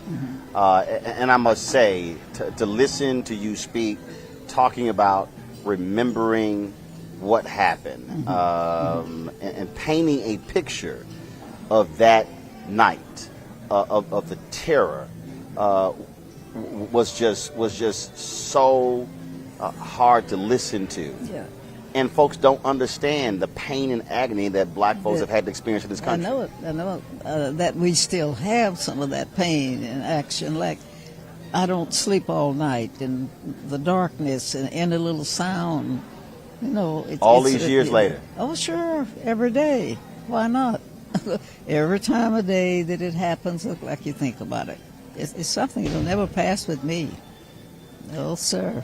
Describe for folks what that community looked like and felt like, and what it was like. Just the folks that I saw was falling, being shot and killed and bleeding, houses burning, and smell smoke and seeing fire and heard airplanes raining, and just a rumor, and it's wondering how you had to be gathered up and moved out of the community, my parents was told, to save our lives.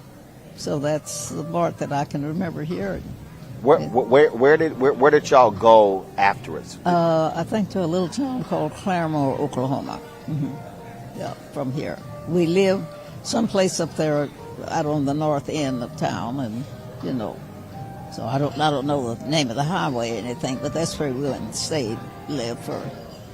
And that was the pleasure of me in the parade today is having a chance to ride in drawn by a horse. I don't know what was the name of the wagon we rode in, but it was real nice.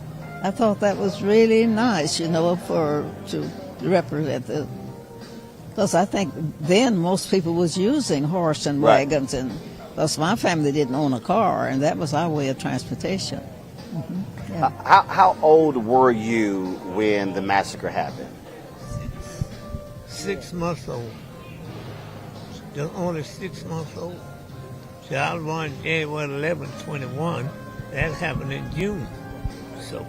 So where did your family, after the massacre happened, did your family stay here? Did they flee? Where did they go? Well, we all were together. That's my sister there. We all went to Got you. I'm sorry. Yeah. We went to Claremore, Oklahoma, just like my sister. Now how far is that from here? I have no idea. It took quite a while to get there with a horse and wagon, So you go there. Now, how long did y'all live there? And did you return back? Not to Tulsa then. No. My parents were sharecroppers, and you probably know about or heard about how we didn't plant the harvest where we would have to do it, and that was his way of making a living for us. Now, as I've said, I never did see any money exchange, but the way of living, of housing and food is what to receive for that kind of service. Was it hard for you growing up in Greenwood, having that experience, and seeing it destroyed and never been able to come back? Well, later in years I did, but not until I was a teenager. So then with the family, and then, as I said, when we left there, that type of work, we didn't have a chance to attend school, the full school term, because if it was summer, you had to plant the crop, or in the winter, you had to harvest the crop. So we wasn't able to go to school. So by all of my family, we got a very little schooling. And that is a part of life that I miss so much, too. Yeah. Now, you go into the U.S. Armed Services, and this is the thing that we always talk about. Black folks loved America more than America loved black folks. That's right. And so to fight for a nation knowing full well what it did to your family and your community. It was a segregated army. It was a black army and a white army. Well, it was. We had 2 black officers, a first lieutenant and a second lieutenant. The rest of the chaplain was white, the colonel was white, the major was white. And that's what the way it was. And to later on up in the years, they started mixing what we had. It was just like you living at home. You were separated from the other army. But you still served. We still served, though. We still served. Well, may I say, I had 2 brothers, 2 sons, and 2 grandsons in service. So what he's saying, I've heard that 3 different generations of times, and they've served on different terms. And each one of the 3 was with the Army or the Navy, and I've learned from their testimony that it's a life that, well, you just don't. You don't have your idea. You have to do what you're compelled to do, and it was pretty rough on them, really. You have now this reinvigorated emphasis on Greenwood. You have folks talking about emphasizing Black Wall Street in businesses. It's 100 years later. think in the future, what do you hope 100 years from now Greenwood and Tulsa will be like for African Americans? What do you hope it will be? I hope it's being able to get back to normal like it was before. But it's going to be some help, because if everything that our race owned then, they should be reimbursed for it before Greenwood can get back like it was. But now, maybe it might be different, but that's my thought about it. What do you hope for 100 years from now Greenwood will look like? I hope that we'll get back like it was. Like people own their own business, their own jewelry stores, their own banks, funeral homes, police stations, tailor shops. They work hard to get that. They wanted the people in Oklahoma didn't lend them the money. They had to go to different states to get that money to build that building. I'd like to see that. I'd like to see that again. Now I got to ask you this. Now, I've met him before coming here. How you let this man go on the Tom Joyner cruise every year dancing with all those young women? I got video of him on the dance floor late at night having a good time. I think I was president at that time. I've been with them. You got a plan. You don't have to have a lot of money. You plan it for years, then you decide what you want to do. You save a few dollars every month, and when time to come to go, you can go. Yeah, well, I went with him, and I think I was with him during that time when he was dancing. But they invited me. 99. Yeah. She was 99 years old when she went on. Yeah. Well, it was about 1 o'clock in the morning when I ran into him at the party. Oh, really? Oh yeah, he was out late. Yeah. Oh, that's it. You see, when I went, I had to be pushed in a wheelchair. Right. Tom Johnny and his son would take care of me. They said, "Where's Dad?" Said, "We got him." So I didn't worry. I had people that looked after me on the cruise. Mm-hmm. Yeah. He was taking tequila shots. Oh.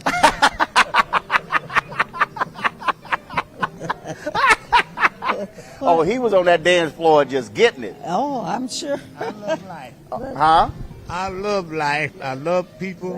But he said tequila shots. I had to think twice what the kind of shot that would be. Now, what kind of shots are they getting?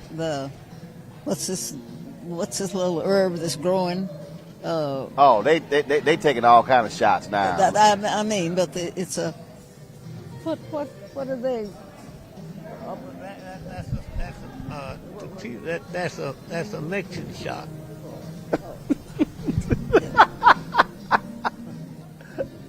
That's my trouble. I can't think sometimes of the next word I want to say.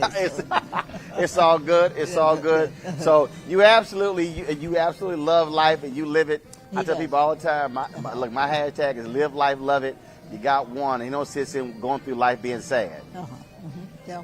And I think being active like that, I see he had a large family and everything, and he and the family was always together.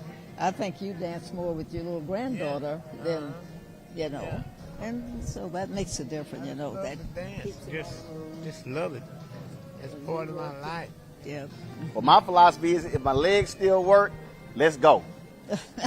Well, sure, I know. I wish mine did, but this knee don't go very fast for me. So. Well, that's why I said people ask me all the time. They say, "Man, you always dancing and stuff." I said, "Look, there's ever a day I can't dance. There's gonna be some video of me getting down, so I can always say, just play the video, or you'll see the evidence."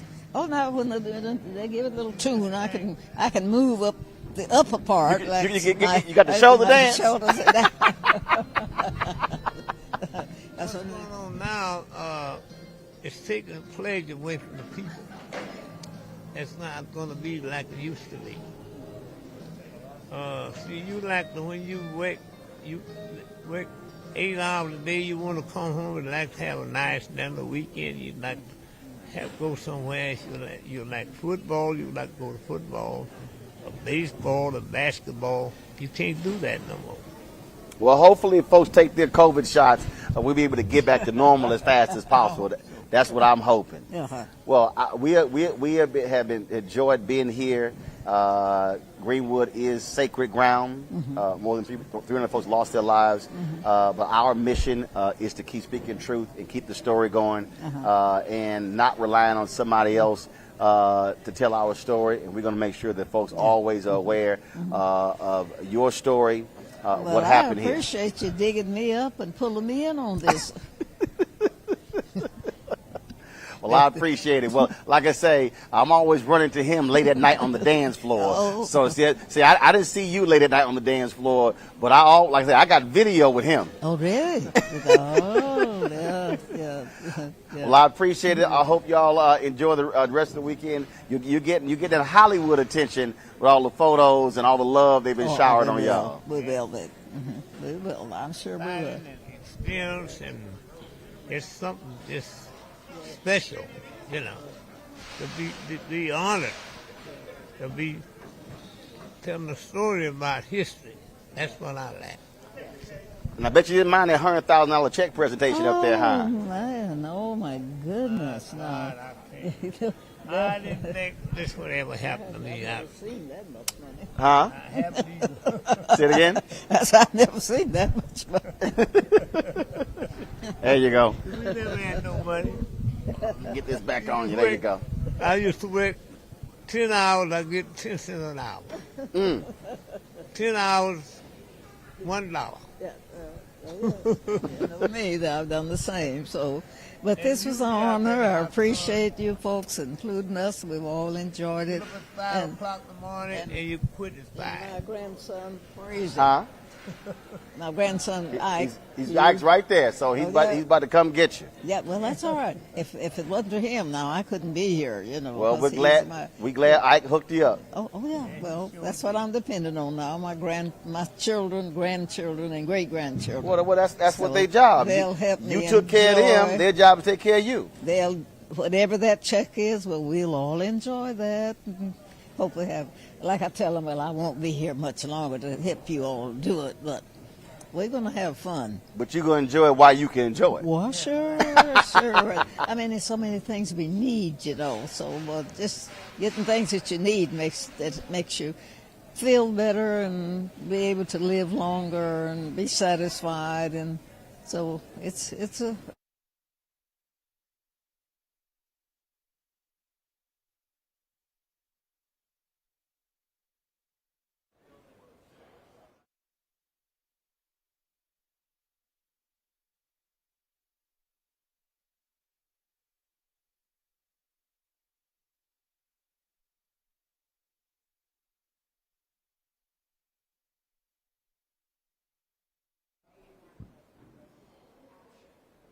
Folks, an amazing conversation with two of those survivors. That is it for us. We got to clear out of here, y'all, because the Secret Service got to lock this place down. We got more interviews. We're going to actually restream this in our normal time. We normally go live at 6 p.m. Eastern, and so we're going to do that. Hope you enjoyed all of this. We are so glad to be here to commemorate the 100th anniversary of the Tulsa race massacre. Black Wall Street here in the Green, here in the Greenville district, folks. It has been amazing just talking to the people here, the history, but also important how we move forward and then rebuilding our black infrastructure and our black community. That is it for me, for all of the team here in Tulsa. We thank you so very much, folks. We will see y'all later. We'll be broadcasting here tomorrow. As I said, President Joe Biden will be here meeting with the survivors and the descendants, and we're giving remarks here from this cultural center. And so we look forward to that taking place on tomorrow. Until then, I'll see you. Holla!